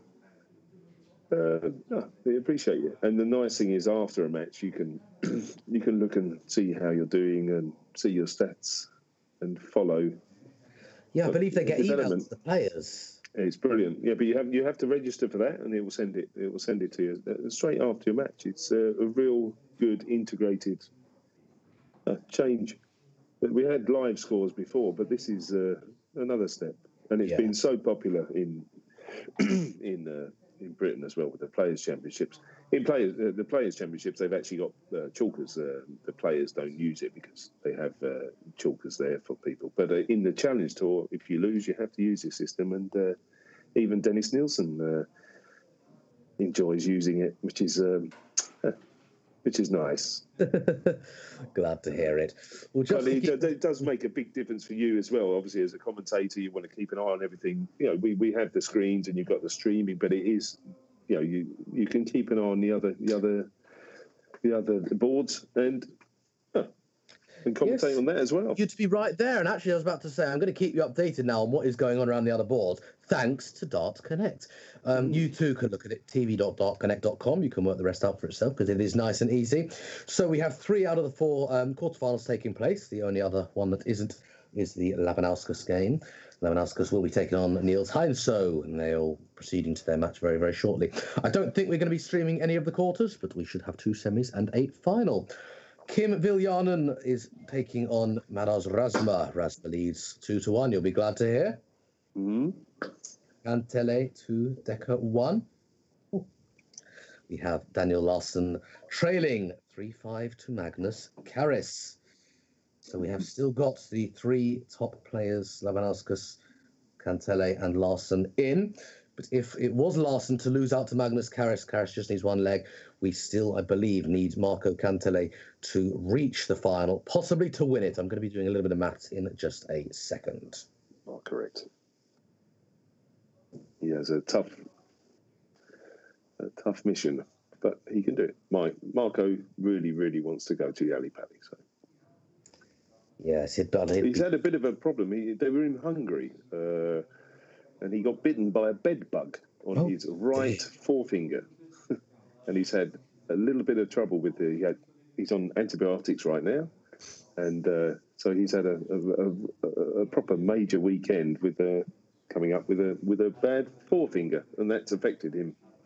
But it seems he's got over it a little bit today. So hopefully he'll. It'd be nice to see Marco qualify as well. Is it the finger on his dart in his right hand? Yeah. It's black and blue, isn't it? Imagine that.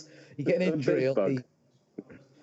With darts, you don't need many parts of the body to play it. No. So the fingers are quite important. Yeah, but they were in Hungary for the European Championships, and and he had to go to the doctors for a bed bug bite. But there you go. He wasn't on stage throwing, was he, when he got bitten? No, he was in bed when he got bitten. Okay. Well, yeah, I guess the bed bug kind of gives it away. Please, Rob. It's been a long day. It's been a long weekend. We were actually talking about it last night, but Rob has actually commentated for 48 hours nearly now. It's a good job I've not got a life, isn't it? Well, you won't after this weekend. Yeah. No, but that's a little. You know, he's had trouble with his forefinger, but it's a big weekend for Marco. It's been lovely that after all these tournaments that everybody, there was about 5 or 6 players still in contention yesterday, and then we had 2 people drop off, and then we worked it out in the restaurant last night that Marco had to win, and Daniel Larsen had to lose in the final. But then obviously that can't happen because they will meet each other. One question I did actually have, Dean, was about the draw. How is the draw made? Is it completely at random? Is it the more experienced players having a bye? Is it seeds? So just explain how that works exactly. Well, the Euro Tours, there's no seeding at all. That's why you'd end up with Darius playing against Madash in the first round. There's no seeding in the Euro Tour qualifiers, but we just seed 1 to 8. 1 to 8 avoid each other in the first round at least. And the rest is drawn? Yes, random. But if you're seeded, obviously you get to be... maybe you'll get the buys. The seeds will always get the buys if there are any. Okay. But the rest is it's pretty. There's a set format from the PDC, and there's 5, 6 of us in the room, so it's all done officially. But the top, obviously it's a good idea to be seeded in these at the moment because the quality is so good. You want to avoid each other. Mm-hmm. Yes, absolutely, and makes for more exciting latter stages as well. It does. Actually, I think, was it yesterday? No, the day before. It's not often it actually gets the first top seeds 1 to 4. It's very seldom on our tour that the top 4 get to the semis, which is exactly what the seeding's for. Because the quality is so great, no one wants to play anyone here, really. Yeah. Then you've got people like Dennis Nielsen outside of the seeds. You don't want to play him in the first round, and it's the quality is excellent, and it's just lovely to watch. And there's been some cracking matches you've had to watch. Yeah, you've enjoyed it. Absolutely, I've thoroughly enjoyed it. Seen quality that I've never been able to commentate on before. No disrespect to the Icelandic guys whatsoever, but I'm sure in a few years' time they will be able to improve and get some of the decent quality. But averaging mid-90s Malas Rasmussen-esque performances, that's been world class. So I've really, really enjoyed that. A little bit of news from one of the quarterfinals over on board 2 is that Magnus Carris progresses to the semi-finals, knocking out Daniel Larsen in the process. Wow. Daniel Larsen actually out-averaged Magnus Carris by a good 1.6 points. 89 plays 87.4. But as we have seen quite often this weekend, averages don't mean everything. So you won't be best pleased about that, but you'll also be glad to hear, if I get my Excel spreadsheet, that as a losing quarterfinalist, Larsen will be on 4,425 points. That is still sitting pretty in second place. If Cantele... Marco doesn't win. If Cantele is going to qualify, I believe firmly that he needs to win the entire tournament. If he becomes second, he'll have 4,250 points. He'll still be 200 odd points behind. So yes, Marco wins, Marco qualifies. Wow. That's excellent. The last tournament of the year, you couldn't get it. He's still not set. It's brilliant. And, what I guess does excite me is I'd love to be able to see if Marco did actually reach the final. Wouldn't that be something? Wouldn't your heart be all over the place? Especially with the bed bug bite. I was wondering, if Marco's playing this well with an injury, how well is he going to be playing without? Yeah. No, no, we did work it out last night. He had to win the tournament, whatever anybody else did. Obviously, Daniel was the biggest danger. Daniel's still the biggest danger. He's done enough. He deserves it at the moment on play for the whole year, but he'll be a bit worried for the next couple of hours anyway. We'll see. It's great. It's great. It's the last tournament of the year. It's nothing settled. It's brilliant. It's what we want. It is what we want. It just makes it a little bit more exciting. It does. Yes. Well, many thanks, by the way. I've only just had a look at those of you who subscribe to our YouTube channel. We're now on 392 subscribers to Live Darts Iceland. Live Darts Iceland bring you wonderful content like this, in addition to which we also stream Icelandic tournaments on the regular, at least weekly. I've been doing this. Well, this is the third consecutive day of EPDC NB action, and 2 days before that we had stuff as well. So 5 back-to-back days of streamed darts in Iceland. If you want to join in the fun, do subscribe to our YouTube channel, youtube.com/live darts Iceland. And when we do get to 500 subscribers, we'll be giving away of signed darts signed by Mark Webster. So it is me. Well, create loads of accounts, Dean, and you'll get more chances. Oh, you'll be flooded now. I'm on here. Cool. So no, that's excellent, though. Just to hear that there's 350 people following this, it's really great. It's really great. And it's thanks to this has all come from the Icelandic local league. It's really putting some effort in. It's fantastic. And we've just had one more. Svein Erlendsson has just joined us as well. Welcome on board. We hope you enjoy the ride, but you don't get your money back if you don't. So you fancy yourself as a bit of a commentator, do you, Dean? Nah, I'd like to. I think I'm nowhere near your class. You're actually really good, Rob. By the way, keep it up, mate. It's really. I enjoyed listening to you. Yesterday morning, I did a bit of a catch up because obviously I didn't get to listen to it during the match during the day on Saturday, but it was on Friday. Sorry, I listened to Friday's commentary. It's been a long weekend. We forget the days, don't we? Oh, what day is it now? Is it Sunday? I believe it is Sunday. I believe everyone's going home after the event today. Yeah, but you're talking about commentary. Actually, the chairman of the PDC NB, Michael Frieden, he's actually the commentator for Viasat Sport for when it's a Premier League for the on Thursdays from Denmark. So he's quite a good commentator too. So good job, Rob. Well, thank you very much appreciated. Thank you also for coming on to have a chat, to do a bit of commentary as well. It's always good to get a bit of insider information, find out about the draws, find out about Marco's bed bugs on his hand, and some of the miscellaneous things that are going on there as well. So pretty good, pretty interesting. And the game that looks like it is going to be finishing relatively soon. Kim Viljanen trails 5-2 against Madars Rasma. Viljanen, an asset and a talent. Rasma, when he is on fire, he cannot be stopped. 5-2, Rasma leads. Marco leads 4-2 over Kordeka, and Darius and Niels have just started. We'll pop up the bracket to have a look and see who's going to be playing who. So Kim or Madars, possibly Madars, will be playing Darius or Niels. So Madars and Darius could be an interesting semi-final clash.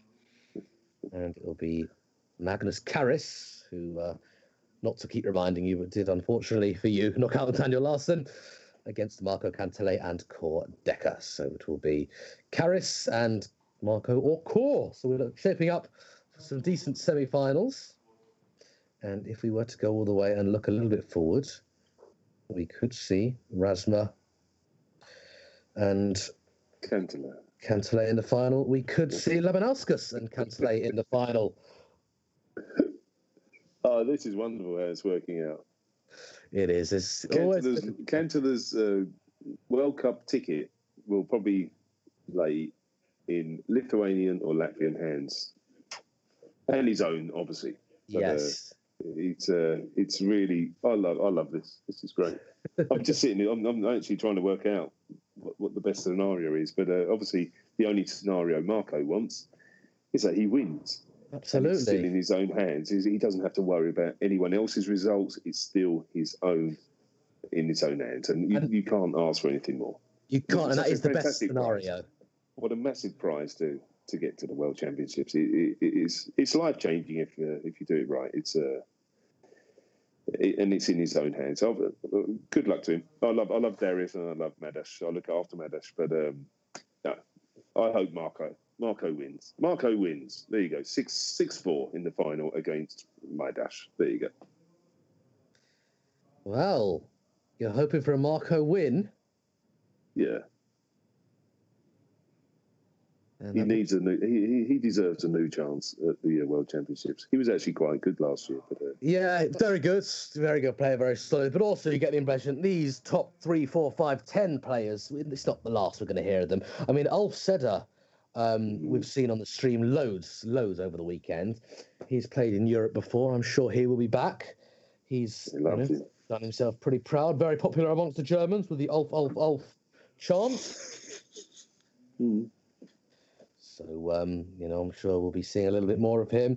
But, whoever wins through, be it Larsen, be it Cantele, certainly isn't going to be the last we hear of them. And it's no coincidence they're making the latter stages of these tournaments. And as you say, it's panned out to be rather quite an exciting finishing line. A finishing line that Cantele needs to win. Yeah, at least he knew what he needed to do in the beginning. So that's actually quite a plus when you start the day. Yes, and it's also always best when you know that as long as it's in your hands, that's it. Yeah. As long as it's in your hands, that is it.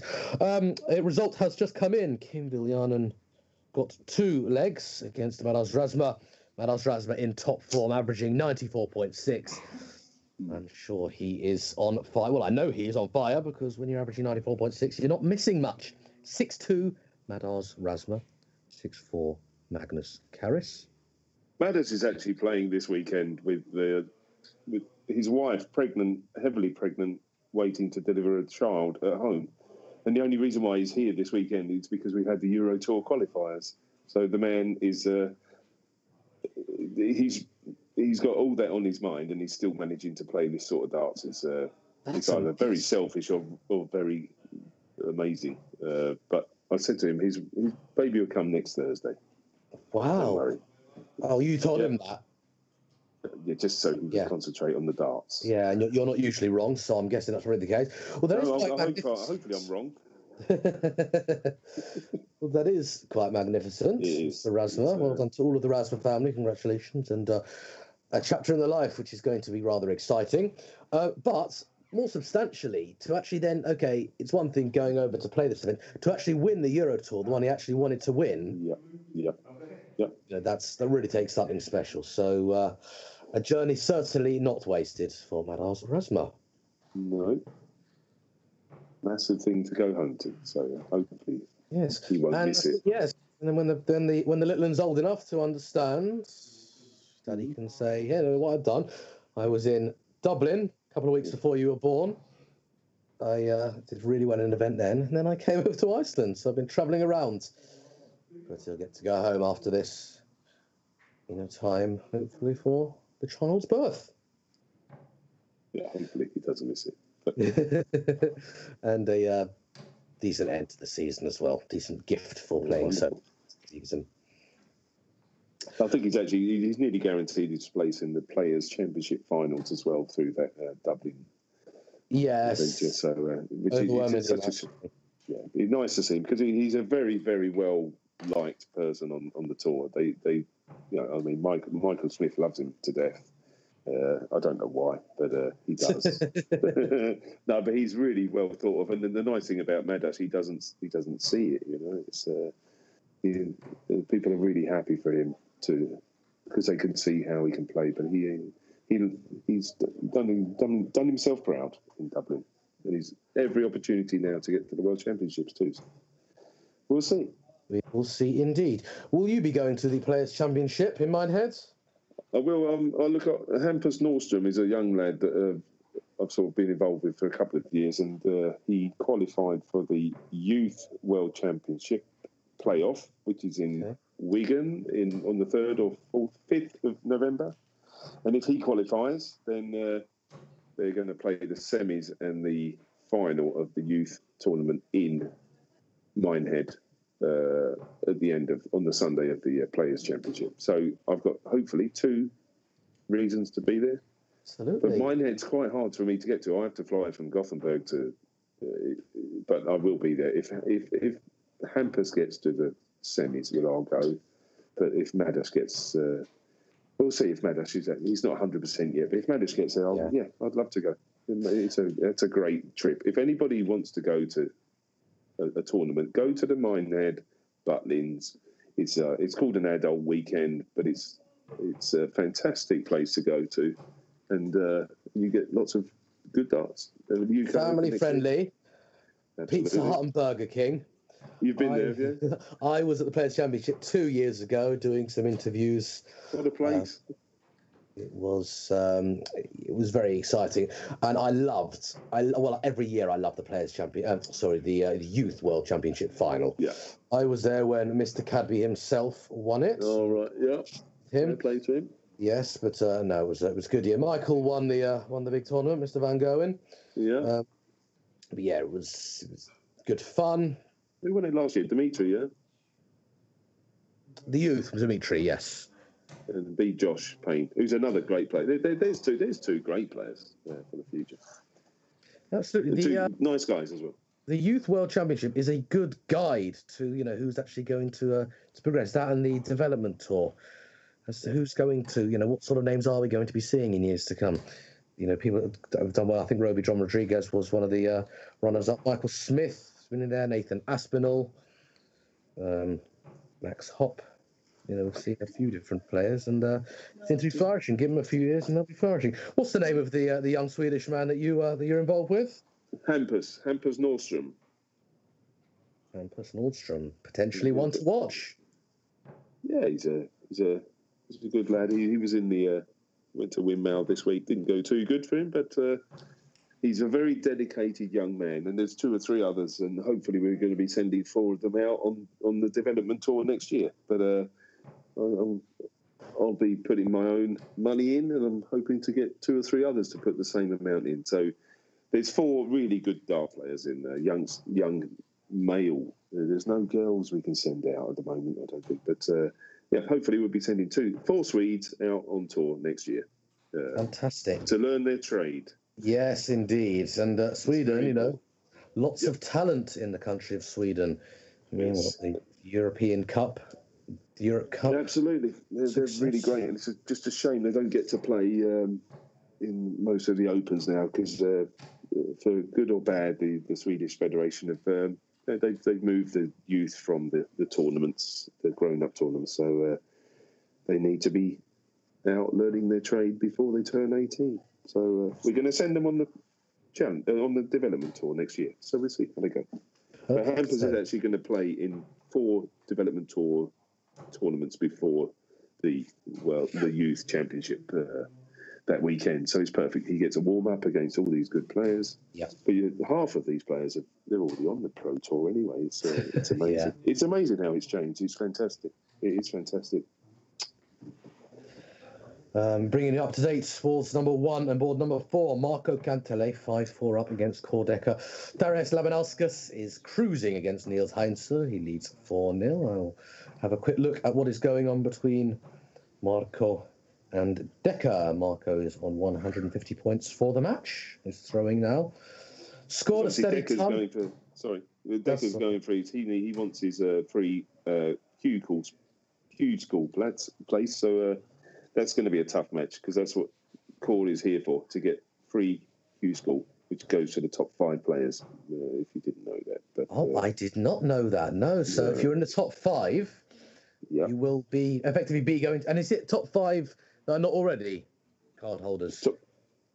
Yes. So, for example, if Madas it's only Madas at the moment is that's what he's going for as well, because he's a little bit precariously trying to defend and keep his tour card because he's had 2 years already, and we need another £20,000. But we'll see how that goes. So obviously he needs to get into the top 5, and but Core Decker is here. He said himself, if that's what he's here for, is to get to Q School for free. Okay. The match is complete, and it is bad news for Core Decker. The last visit tour was a 180, so he's gone out in style, but it is Marco Cantele winning 6-4 in a very evenly matched match. I think it's better. That's indeed. So I just tried to give another angle on that match because of Core's, he's trying to get to the top 5. He would have been putting a lot of effort into that match. So it's fair play to Marco to win that because that was There was a bit of a banana skin there for him. So all of a sudden, I reckon that Mados Razma is going to be Core Decker's best friend, and he's going to want to do as well as he can, because if Core does end up sixth here in the PDC NB Order of Merit, and Mados maintains his tour card, it would surely be going to Core Decker. No. Oh? It doesn't go. No, it doesn't go down. It's a top 5. Whoever's in there, it's just the top 5. It doesn't get sent down. So it's top 5 or 4 then. Yes. Right, gotcha. Yeah. So it is okay. That's exactly what I thought. But we had this a couple of years ago. Yeah. But it's a top 5. It doesn't get passed down. So you have to just secure your top 5 position, whatever. Okay. I can't believe Marco's actually won a really, really important match there, because I know how much Core wanted that. But there you go. Excellent. I think both of them were in their heart on their sleeves for that one. But yeah, Core wanted it. Marco obviously knows he needs to win. So quality. Another question for you, Dean. If two players are tied on points, let's say second and third have the exact same amount of points, is it count back, or what happens there? Yeah, so it goes on your last tournament, who had the best result in the previous tournament. An example is Darius and Madas end up on the same points. Madas qualified for the last Euro Tour, and Darius didn't. Madas goes through. You understand?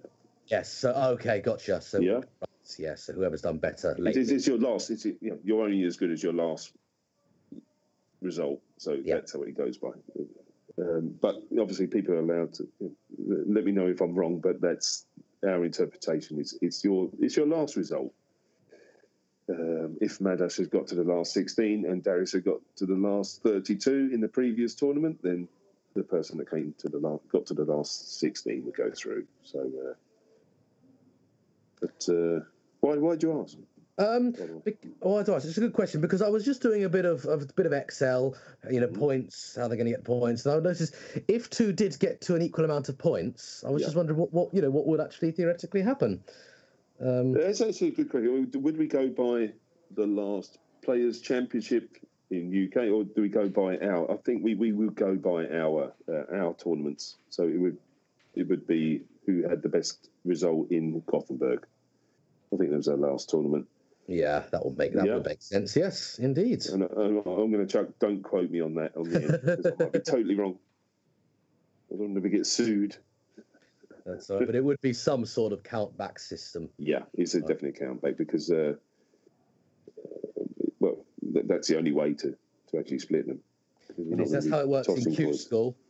Because often in the Q School Order of Merit, you will get, it's now 1 point per win, excluding ties in first game. So that's how it would work there. So there we go. Dean Moss. Darius is 4-1 up against Niels there. So it's Darius is still on the charge. He is indeed. And our semi-finals, we may well see 3 out of the 4. Who's gone? Daniel's gone, isn't he? Yeah, sorry. Well, 2 out of the 3.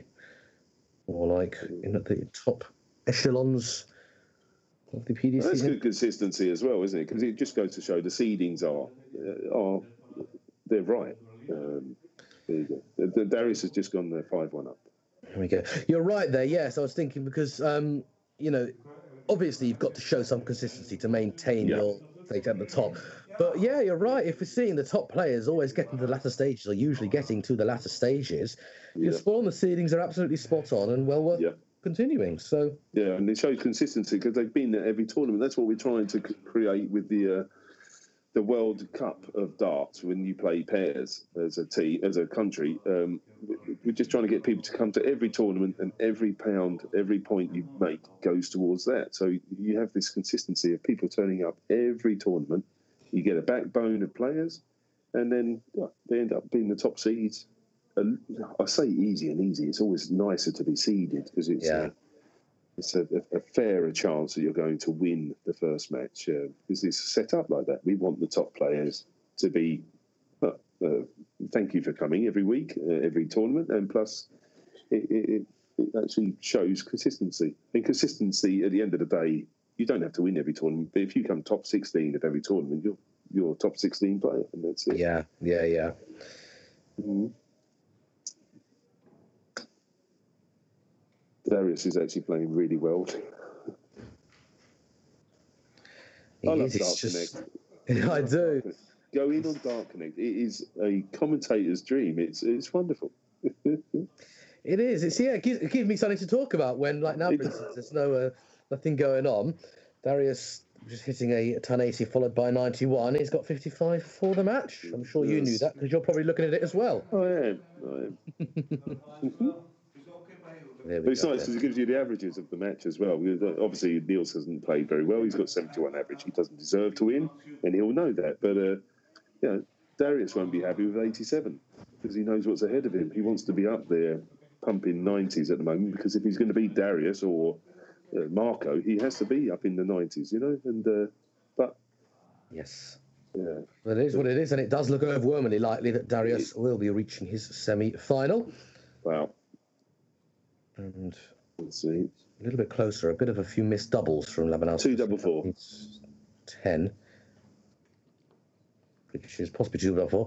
And there we go. It was double 5 in the first start as well. Great. Darius Labanauskas sailed his way in to the semi-finals, where he gets the reward or the joy of playing Madas Razma, who is doing very little wrong at the moment.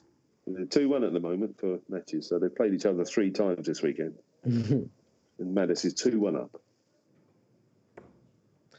It's funny because they moan about meeting each other, and so obviously if you're the top seed, you're going to meet each other a lot. You are indeed. These two used to travel the whole of Europe together. They're experts at booking cheap flights. If you actually want to book a cheap flight, get in touch with Madas. She's absolutely fantastic. Honest to God, the man is brilliant at getting hotels for free, nearly. But he needs his own company. Mad Airfare. It's amazing. I try my best, but he's really How about Razmataz Holidays? Razmataz, there you go. That's great. It will be something. He'll learn a lot, and he probably would do this because he's not silly. Madas, he's a very, very clever lad. I think me and Madas would get on really well if what you're saying is accurate about him booking lots of cheap things. I think we'd get on perfectly, like a house on fire. When I was in Iceland, I did a bit of Airbnb. That didn't cost me too much. Okay. I'm ashamed sometimes. I think I've got a good price. He goes, but it only cost me 40 euros. He's really clever. I think a lot of it's to do with that he's booking from Latvia. Yeah. They fly Air Baltic. Air Baltic, Wizz Air, I think, do a lot of that as well. Wizz as well, yeah. But Darius and him used to travel all over Europe in the BDO days. And that's what the nice thing, if Madas could just keep his tour card, and good luck to him, and Darius gets his tour card, to have them two travelling Europe together again, they'll be pretty formidable. Like they were formidable then. Yeah. It's like a dark road trip. He's just beaten Main. No, I thought they said 6-0. They've only just started. Sorry, I'll put my glasses on. I thought I'd see Marco losing 6-0 to Magnus. Never mind. It might though. Maybe you've seen the script. No. It'll be reverse. You always reverse your dreams. Yes, Caris and Cantele. This is Marco Cantele, who needs to win to qualify for the Alexandra Palace, and throwing darts like that may well do so. Magnus Caris, of course, has made 2 finals. He's won a tournament and is looking to make it 3. It's a great weekend. Yes, absolutely. Caris, before the weekend, was flirting with the idea of hanging up his darts, putting his darts on the shelf. Maybe this might have kick-started. Well, he certainly won't be for next year because he'll be playing... Renaissance. Yes, the Renaissance of Magnus. So we look forward to seeing what he has to bring to the table. I'm looking forward to hearing Lady Gaga as he walks on. Poker face. He is actually an excellent poker player. I think that's probably what he's going to need to all in. I mean, I've played a bit of poker in my time, not too much. I would hate to play against him because his facial expression is usually quite neutral. So I couldn't tell. No, he's really good poker player. There you go. He can play poker. I think Magnus Carlsen could actually play darts until like I said, until he dropped. He's such a consistent player. At home, he's still classed as he's one of the best players in Sweden, obviously. Yeah, but it's been he's been around such a long time, and then he's never actually taken the extra step up, because when he was playing top quality darts, he had to put up with people like John Lowe and Bristow, and even the end of Stefan Lord's reign. But he's the most popular Swede on tour. They love him. They always talk about the size of his hands. And nobody wants to play Magnus in the first round. He's a consistent man. So, as far as I'm aware, there is no rule about having an unfair advantage regarding hand size. Oh, everybody I've ever spoken. The size of his hands. I've never noticed it, but there you go. Well, I hadn't until you say that now. Right. Marco's kicked off with a 180. Which is a fantastic way of backing up his leg. The bedbug's gone off, hasn't it? He looks like he's... I don't know. Maybe he would have got a 280 with those three darts if the bedbug wasn't there. And he backs it up with the treble again.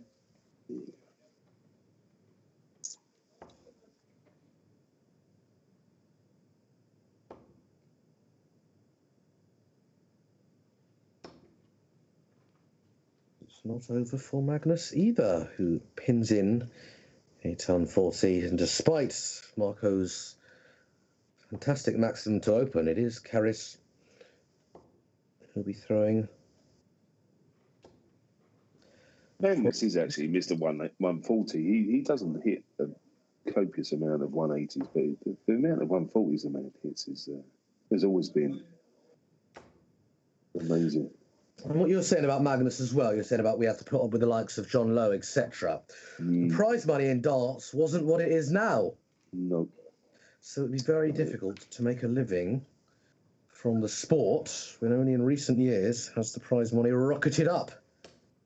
And opportunities like this, the PDC Nordic and Baltic Tour, which I think is fantastic, never existed. But as with the progression of darts comes more prize money and more opportunities, as Karras needs 119. Well, it's got to the treble 19. 62. Leaves the red bit, needs to go for it. And it isn't there, so double 19 or split it. One dart inside. There you go. If you're going to hit inside, do it first dart. Smack. And how about that? How about that? Bouncy darts. Bouncy darts, and you just preempted exactly what was going to happen.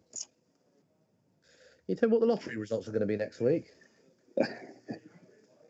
Actually, you know James O'Brien on LBC? Yes. You listen to him? I do. Great. I'm going to phone him up next week and ask him for the lottery numbers for next Saturday, because he seems to be able to predict the future pretty well. And believe in what he's saying as well.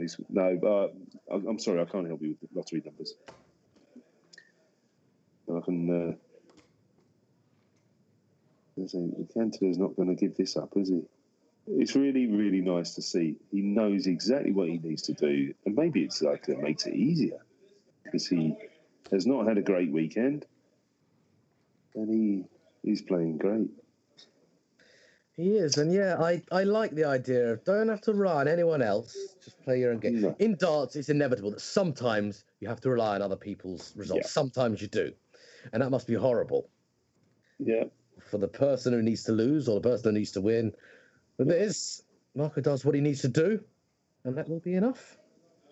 And he's given it a great, even if he was to lose out here to Magnus Carris, to reach the semi-finals is a great shot, but he may well go one step further. He's a third of the way there already. Throwing pretty nicely, averaging a ton. And has left the biggest one of them all. Doesn't need to go for it. Well, it's a nice thing with 265. Just go on 19s, and more often than not, you'll end up on 170. We'll finish a nice finish.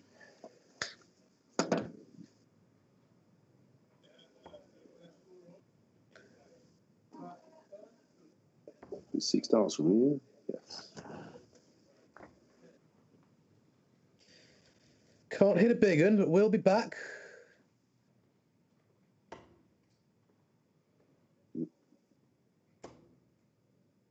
Carriage maybe on something a little more useful. I'm thinking out loud here. I think the earpiece is switched off. Oh, good. Is it? Oh, good. Needed a treble there. So, is Magnus the bullseye sort of man, or is he a treble 19 for the double? It was treble for double. And he needed treble there as well. So, Cantele... I don't understand, to tell the truth. I really don't. What, you thought he should have guaranteed himself a shot at least a ball there, and that's 30 years of experience, and he does that. He should go for the ball, really. And it is punished. Yeah, there's arguments of some people would say, you know, if you're a darts player and you can't hit a treble with 2 darts, why aren't you playing? Why are you playing darts? But at the same time, these things happen. The Magnus is... it's nice to be confident here, but you know, I'm not the greatest countering, but there's no way I would have gone for a treble there. But never mind. He took a risk, and on this occasion, it didn't quite pay off.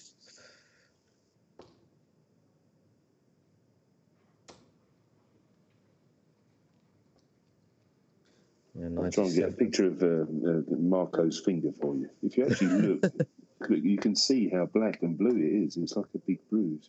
It's a shame we don't have freeze-frame technology on this stream. Otherwise, you take a screenshot just as he's taking his darts out. No, but it was his wife that told me, and bed bug. And I just laughed. I thought she was joking. If he was to win here today, that bed bug might have been the best thing that happened to him. Yep. Like a lucky charm or a little gift.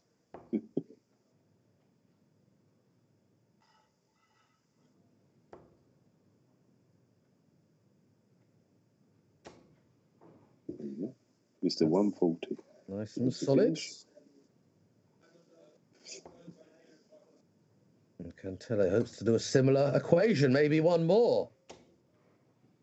It's the same sort of thing. So, I'd love to see one of these two hits for 161 plus on the bullseye. Won't we, Magnus, here? It leaves something, though. Nope. Is that 104 or is that 64? Oh, 121. Neater. This is on treble 17. We know what that leaves. I've never seen one before. Smack. Oh, and I still haven't. Oh. And I'm gutted. And the crowd are too. Very valiant effort there from Marco Cantele, who very nearly took out a 161 on the bullseye. We may see a 121 on the bullseye. Oh, Magnus. Brilliant. Anything you can do, I can do better, says Magnus Carris, who gets, after the narrowly avoiding a 161 on the ball, gets a 121 of his own. Fantastic stuff from both players here in a semi-final of the highest standard. That's a prime example of how close these boys are together. Yeah, Marco's just missed the ball, and then Magnus takes it out. Exactly. Imagine you get punished for missing a 161. Scandalous missing a 161. Well, he shouldn't have left 121 from the beginning, should he? But he took it out. He made up for it. Maybe that was the master plan of all. That's what he'd tell you, I'm sure. And can't find a big treble. I think that last one was in the treble 7 there. So Carris, who kicked off for the 140, looking to capitalise on that.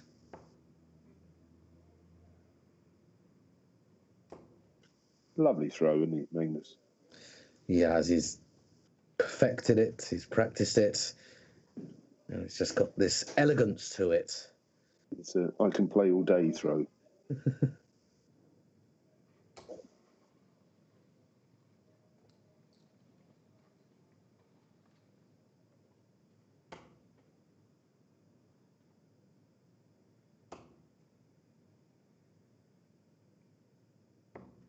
Look at that elegance.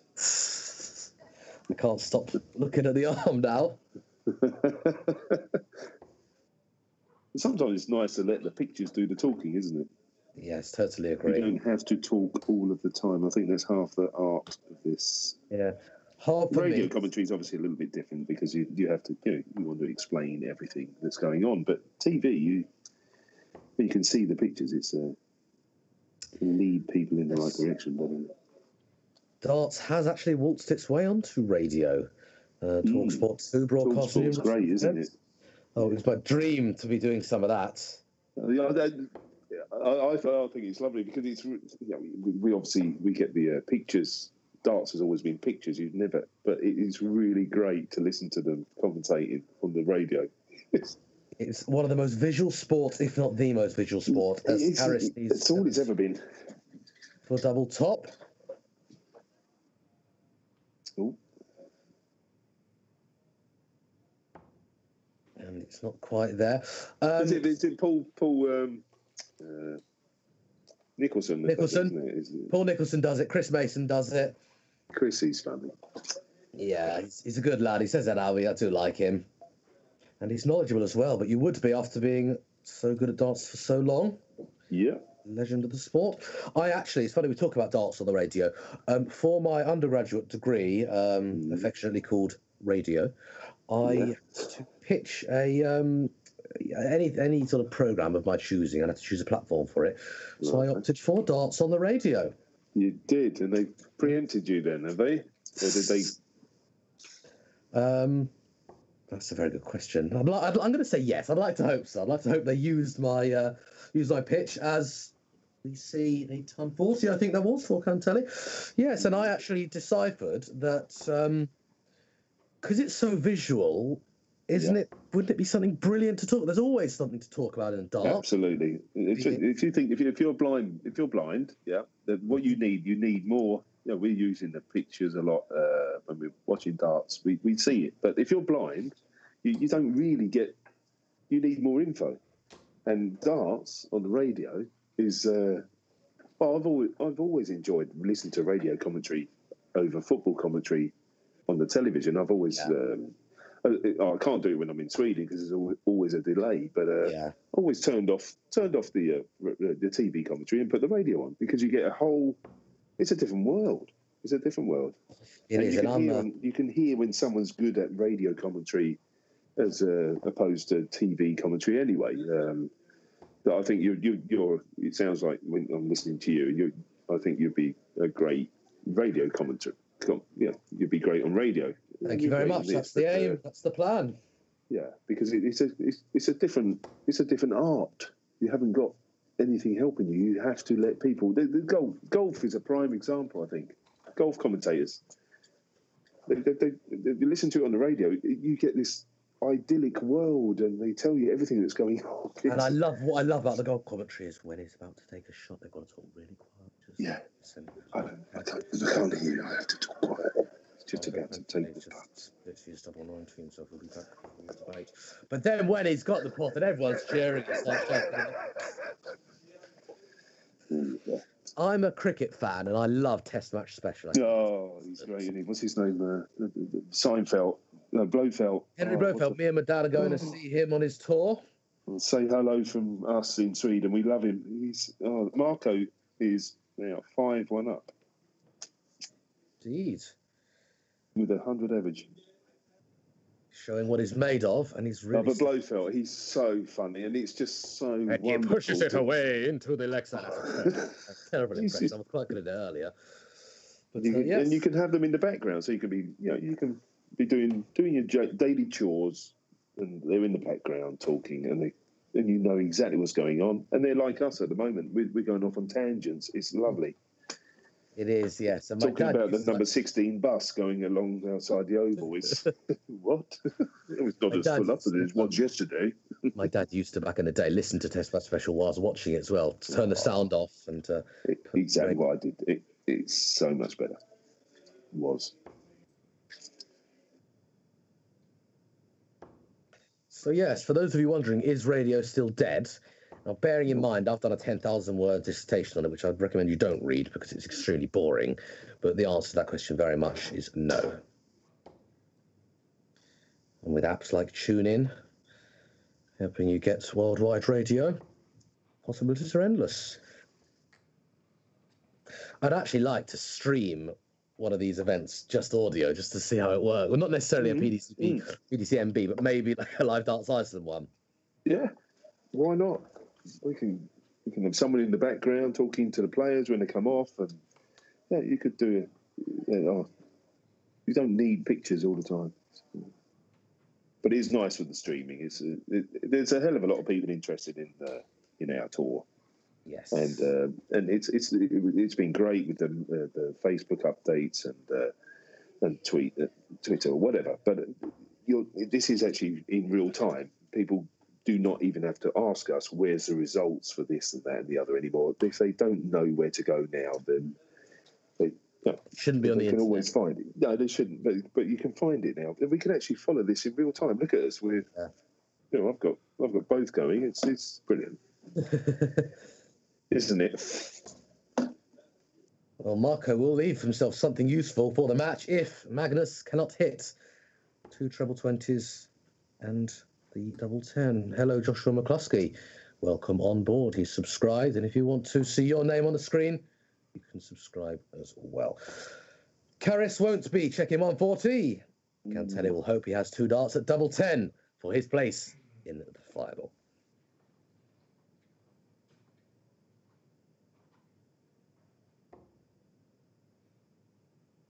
12. Well, it wasn't 12, it was 18. 18 required tops, and it is Marco Cantelli, who is just 1 win away from guaranteeing a place at the Alexandra Palace. How about that? The whole year, and we get down to a final that someone needs to win to get to the World Championships. That's you couldn't write it. I know, it is literally the story that writes itself. It's wonderful. And with the bed bug as well. Yeah, if you didn't have the bed bug, you probably would have already won the tournament by now. Wow. That's great. Yes, it is indeed. Magnus Karras has had a fantastic weekend, and he reaches yet another semi-final, but it is Marco Cantelli who is in the final. The final will be between, the next semi-final, Darius Labanauskas, Madars Razma. Labanauskas has already qualified for the World Darts Championship. Madars Razma looking for another win in the PDC MB Tour. He has played some sensational stuff and is looking to reach yet another final. There would be a lovely irony about it, wouldn't there, if it was Labanauskas and Cantelli? Yeah, the two that are going to go. Or maybe not. Who is it? Daniel must be. Oh, that pulling his hair. No, he hasn't got any hair left, has he? He must be. Oh, I can't actually say what I want to say. He must be thinking, my God, Magnus, why have you let me down? Get rid of Cantler for me.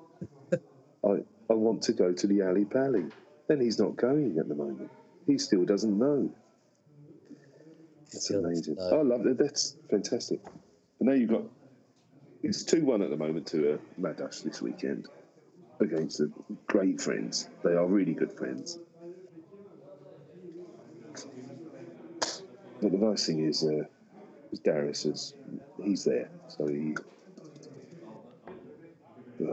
Marco, this is fantastic. Still in his own hands. I love it.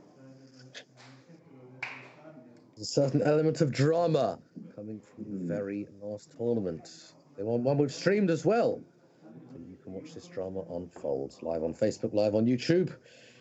And Petri will be doing just that. Let's see if we can get 2 more subscribers to our YouTube account to make it up to the magical 400. It's youtube.com/live darts Iceland. If you do it, your name will appear on the screen. The ticker will increase by 1.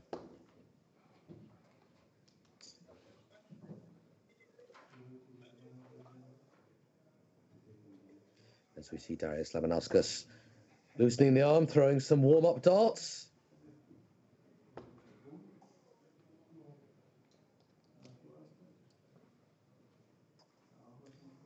And the winner of this plays Marco Cantele, who has done superbly. Marco Cantele had no choice but to A, reach the final, and B, win the final. As long as, Daniel needed to win just 1 or 2 games, which he did. So it means that a runner-up position for Marco isn't going to be good enough. If you were Marco, who would you rather win this one? This one? Oh, Yeah. I think both players would. They're going to push Marco the whole way. Marco's going to have to earn this place at the World Championships, but it goes without saying. But I don't think it matters. I think both of them are playing great, and you never know what's going to come. Madas sometimes has. He thinks it's quite hard to play against Darius because they're so close, but he didn't show any mercy last night. So. I don't know. Obviously, I'm going to be a bit biased because I actually manage Madas, so I'd like Madas to win. Because when Madas is on, there are no 2 ways about it. He's on. He's irresistible. But he's pushing. He's obviously pushing for the Q school places because there's no guarantee he's going to keep his tour card. So they've gone all like friendly. This is Darius pulling his old tricks. Keep it friendly. I'm only joking. No, but obviously, Madas is trying to guarantee his Q school plates, and this is just as important for him, obviously. And to win the second Pro Tour of the weekend is a nice way to finish the year. Because he won his first yesterday, and this would be nice today. You say that to guarantee his stopping his tour card without having to go to Q school, it's £20,000.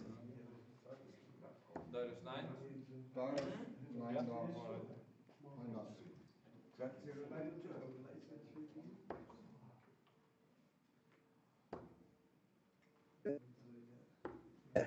2 PC wins and it's done. £1,000, and he's there.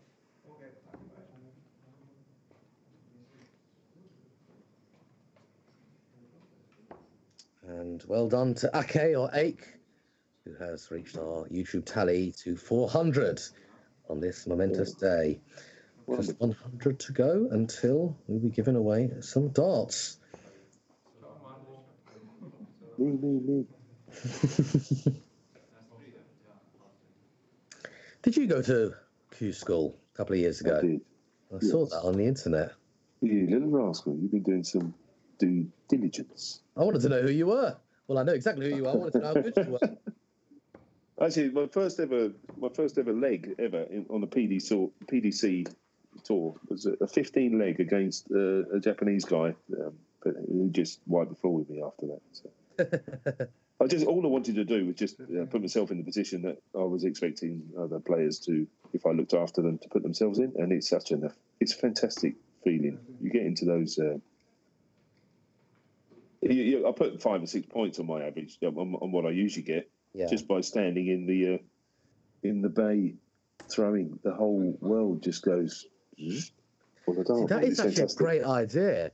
Just put yourself in that position, just to see, what do the players have to do? What. Yeah. Plus, when a player says, "Yeah, what do you know?" I said, "Well, I've been there myself." Because obviously, I'm never going to stand on there. I've been lucky enough to stand on the lakeside stage and help them warm up, and that was at lakeside. But I'm never going to stand on the alley pally stage, and I don't know how these players do it at the end of the day. But when it comes to Q school, it's an amazing 4 days. It's total darts, and You can qualify the first day. You can build up enough points. You don't have to win. You just build up enough points. It's such a wonderful thing. And I just wanted to be able to say, God, I've done it. So I know how you're going to feel and you'll love it. And you will. And I guarantee you, any player his worth should play the Q School. I know it's getting more expensive now because obviously there's too many people turning up and it's pretty hard to run a tournament with 1,000 people in it. But it's an amazing experience, and I wouldn't do it again, but I did it, and I'm quite proud of my first leg, 15 darter. That was it. But then I actually got, I played Kirk Shepherd, and he turned around and he said, I thought you was a manager. So I played really well, and I just couldn't finish it because there's so much pressure on the player as well, Yeah, because it's never an massive easy task playing a World Championship finalist. Yeah. Oh, Kirk, he's a nice lad. Yeah, as long as you and it's nice to it. see him playing well again. He's his family life and private life settled down. He's got kids and stuff like that now. Because he was a wild card. He's a great lad. Yeah, he's a regular on the tour, on the Pro Tour, and obviously made a little bit of fame back in 2008, I think it was. John Park, wasn't it? That's the one. Yep. That was the year that Kirk Shepherd beat Wayne Mardle, in the year that Wayne Mardle might well have gone on to win it. It's weird, isn't it, how that worked out? Yeah. How's the game of love going now? Not a bad start. Not bad at all. We saw a 140 from Labanauskas a few darts ago, but hasn't managed to get to a finish yet. Razma is on one.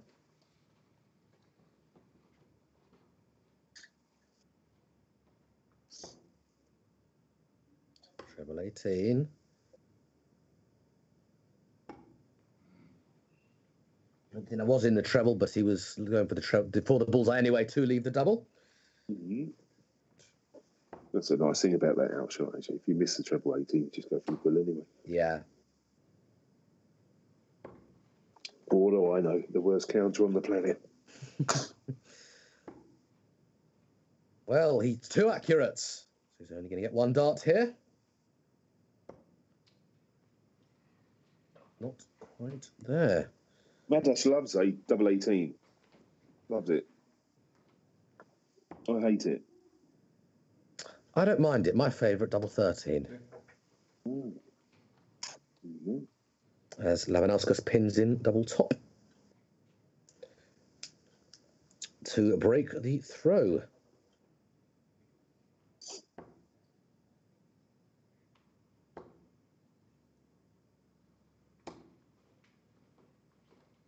Oh, lovely first start there from Darius, but he can't seem to follow it up with another big treble. And here comes Razma, who gets a nice adjustment with the last dart. Bit of a reaction there. You asked me who would I much rather see in the final against Marco. I think Daniel Larson would much rather see Darius play Marco somehow. Yes, the form that Razma has been in over the last couple of days looked very dangerous. And I seem to remember him playing Kim Viljanen, who played some brilliant stuff himself. And Razma appeared to walk it. Timing. Indeed.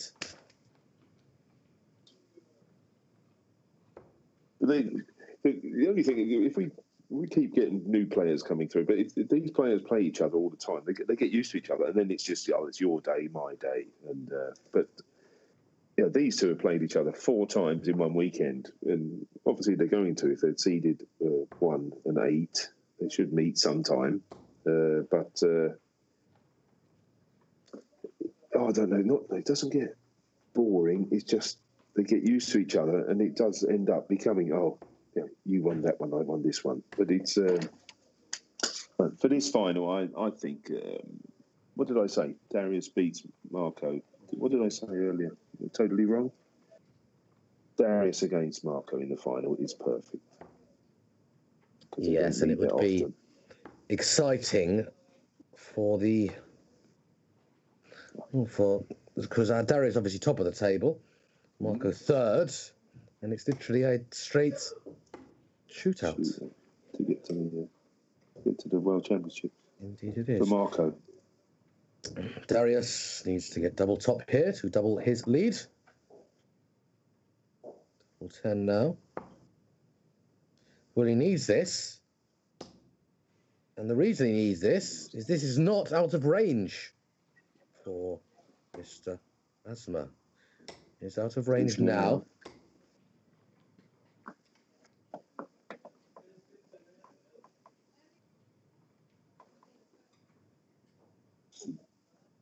Lucky D. This is a great name for him. Because he's not lucky at all. he earns his wins. It's just a nice irony. Lucky D. I think he's lucky in the fact that he was blessed with the ability to group darts in such fashion. It's 2 treble 20s for Asma.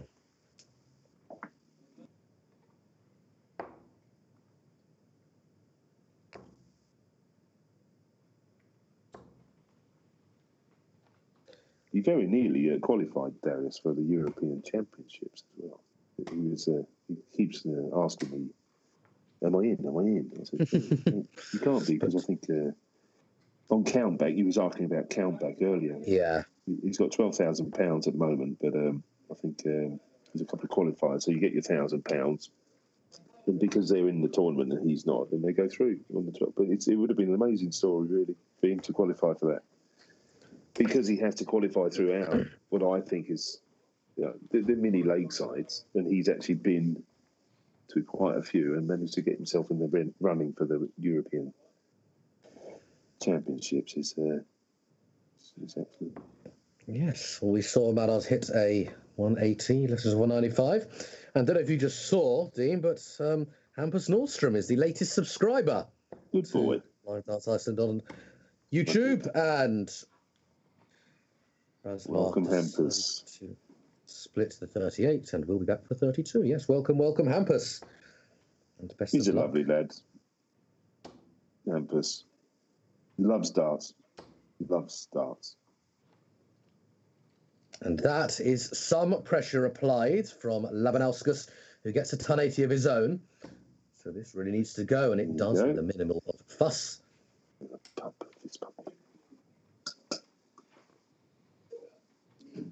When Hampus qualified for the Youth Championships, he was just shaking head to toe. It was so hard for both players. He was playing Daniel Jensen from Denmark, who's a fantastic talent as well. But Hampus was just shaking from head to toe. It was wonderful. Well, it is good to see some more Swedish talent, some young Swedish talent. Hopefully will blossom and be genuine contenders on the tour, which is why the development tour is so good. It gives young players the opportunity to get a bit of experience. It's like a conveyor belt. It's not silly, is it? It's just common sense. And it puts them in situations where they have to. There's fantastic quality players on the development tour. There's no walk in the park there, right?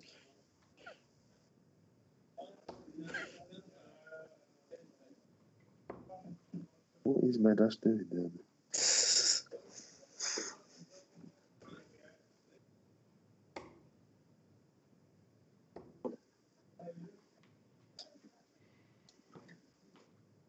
Labanauskas not on a finish.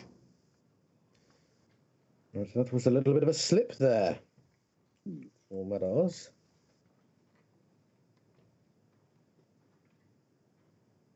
Well, is that a towel that Darius is wearing? Yeah. So in case he gets any sweaty hands, wipe it off. Someone who utilises from chalk is actually Mensur Suljevic. I've seen him in one of the Players' Championship before. Bit of chalk on the table after his throw. Pop a little bit on his hands, a little bit more grip. That was 2 lovely trebles there. Well, Madas isn't on a finish. It will be when he returns. And no real pressure applied there from Darius. So Lebanos really, well, it's really going to need to check out this 1-2-4 because Razma is going to leave something useful.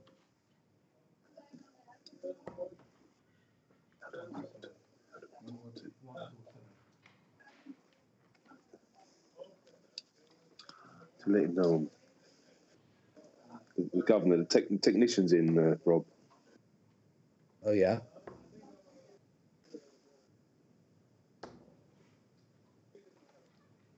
Well, Dean said he likes double 18.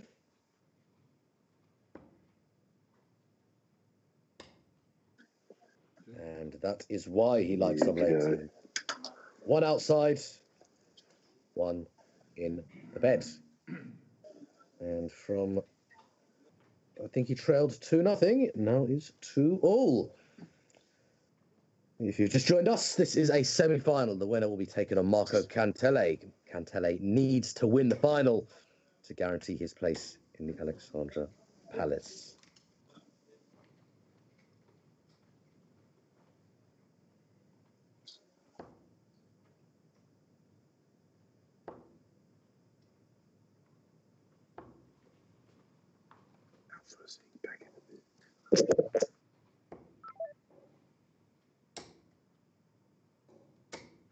Well, Madar starts with a 140, continues with a 180.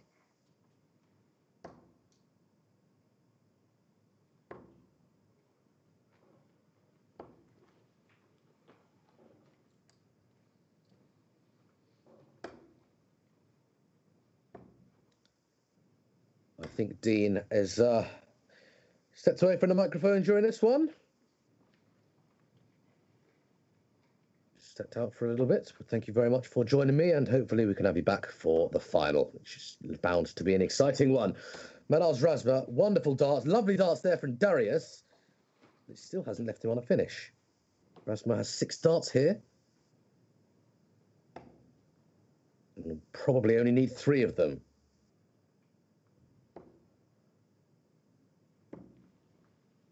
Well, maybe he'll need 4, but he's playing some lovely stuff. Is Madar's.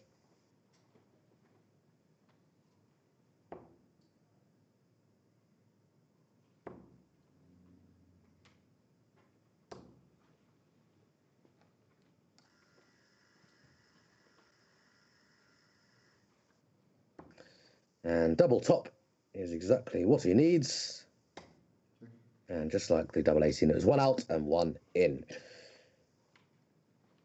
3 consecutive legs for Madar's, who has now taken the lead for the first time.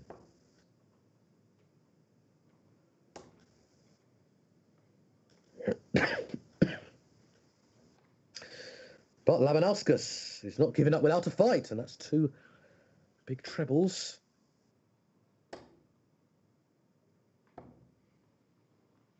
And none for Madar's.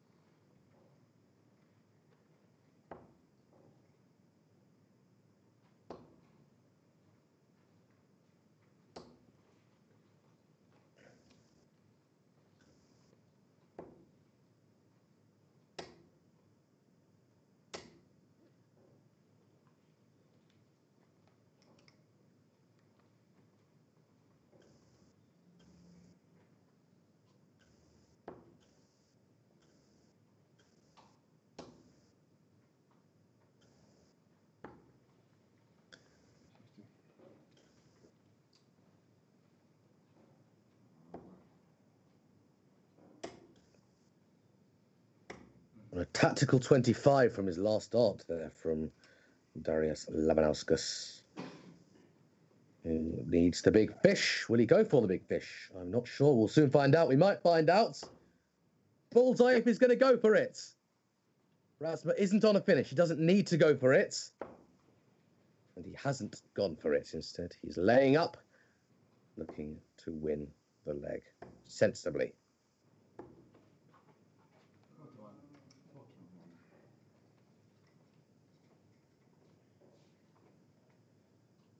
double 16, his double of choice. And the double 8 is there.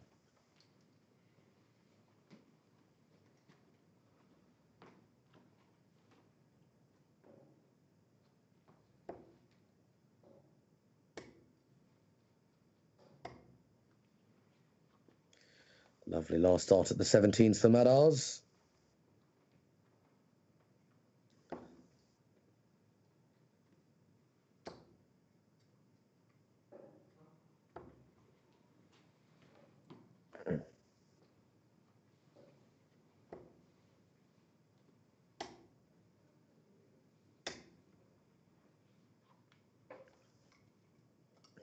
.91 followed by a ton. This is good stuff. Madars started off a little slowly, but has certainly picked up. Darius, by the way, top of the table, has mathematically qualified for the Alexandra Palace. Yet will want to win anyway, to go out in style.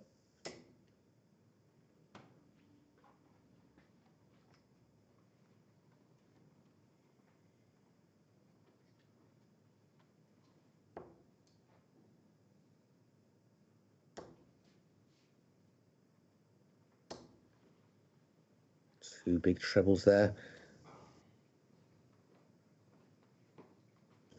Leaves him on an outside shot.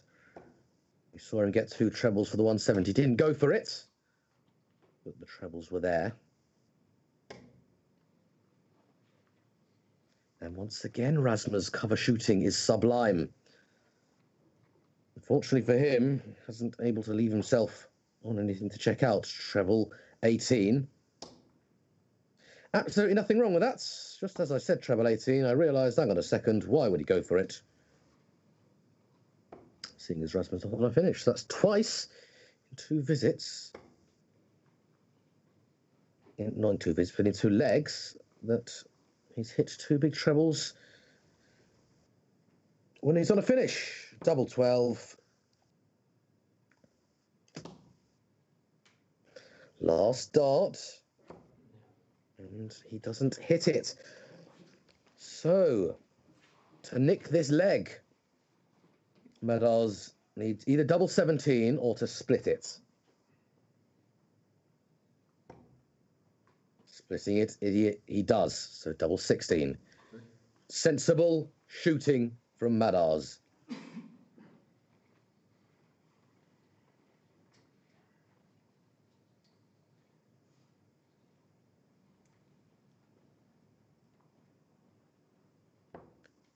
And Madars takes the 4-3 lead.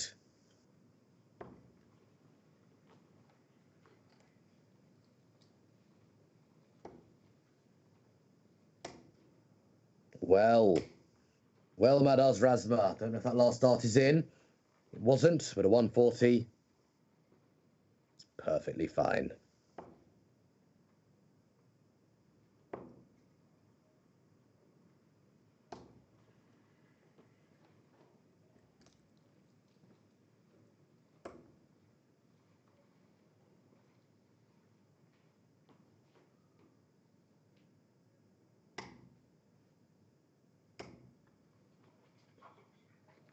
And again, Rasma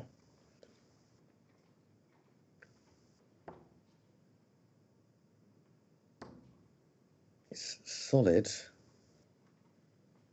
on the treble 19, big part of his game.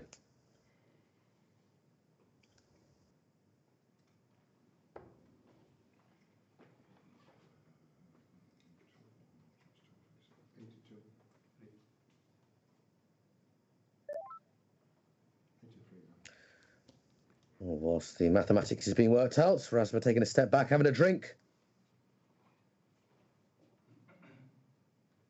And working out what he wants. Maybe start downstairs on 265. Will 295 will leave him on the big fish. 139. You don't often see downstairs, upstairs, downstairs. Outskirts needs a big one here. He needs a big one.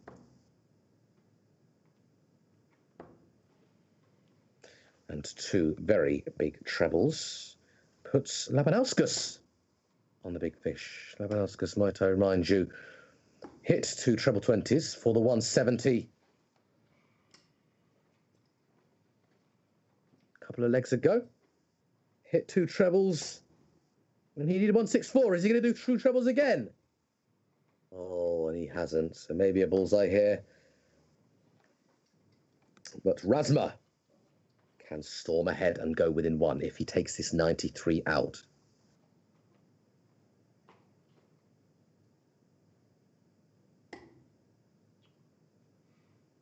Well, I think that's hit the 2. 91, treble 17.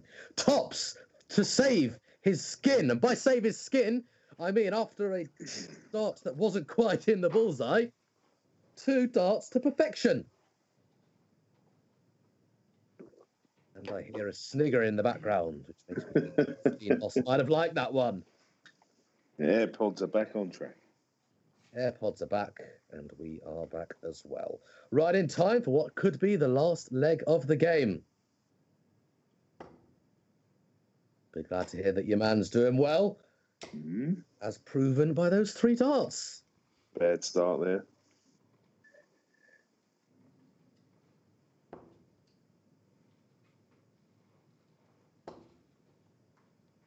Wouldn't it be nice to commentate on your first 9 darter?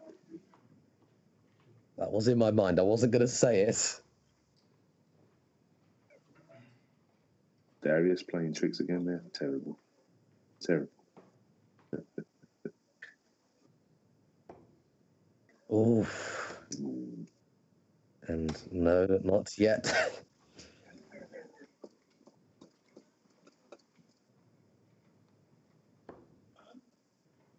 Should we start the leg again and keep starting until we get back to back 180s? Razma won't mind as long as he gets the job done. And a 180 here would be all right. 40 okay as well. 97. Well, 2. He's left to finish after 9. That's great darts. He has, and Cantele will certainly have his work cut out for him in the final. I just wonder how Daniel's feeling. Wow. If I was Daniel, I'd be feeling quietly confident. Nothing against Cantele in the slightest, but Razma is playing some solid stuff. Treble 18. Bullseye. Is he going to go for it? Probably not. And that's fine. He'll tee it up. He'll be back. 19 scores. No. 74. 20. Treble 18, which leaves 90. Yes, that's it. So he's left 3 for his favourite double, or one of his favourite doubles.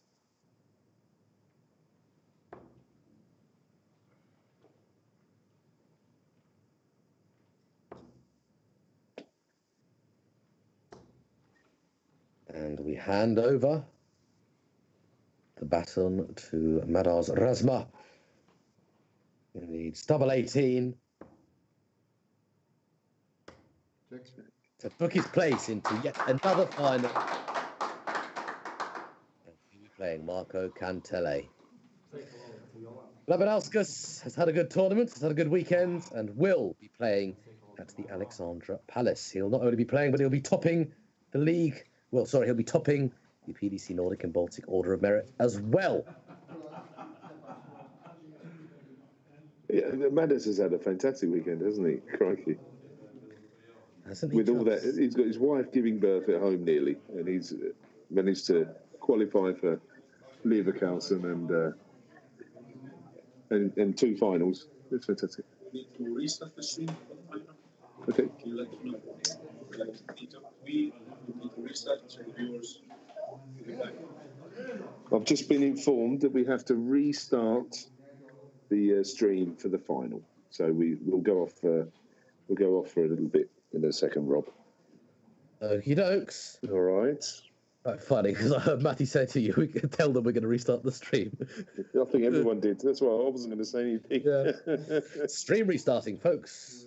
What a good lad he is as well. It's excellent. What a great team you lot are. Oh yeah, he is good. I just Very clever a lad. couple of years ago, just dropped him a message saying, "Can we do some commentary?" And next thing I know, here I am. But yeah, It's good for you because this is a perfect platform for you to practice fine tune your skills. Obviously, I can hear that you take a lot from. You do listen, you watch, and you have your own style. It's great. yeah, thank you. Yeah, And the Queen's English, you speak the Queen. I would not be able to say what part of the country you come from, but I would guess Reading. not a million miles away. I'm from Hertfordshire. Oh, there you go. But you've got the Queen's English, which is nice because everyone.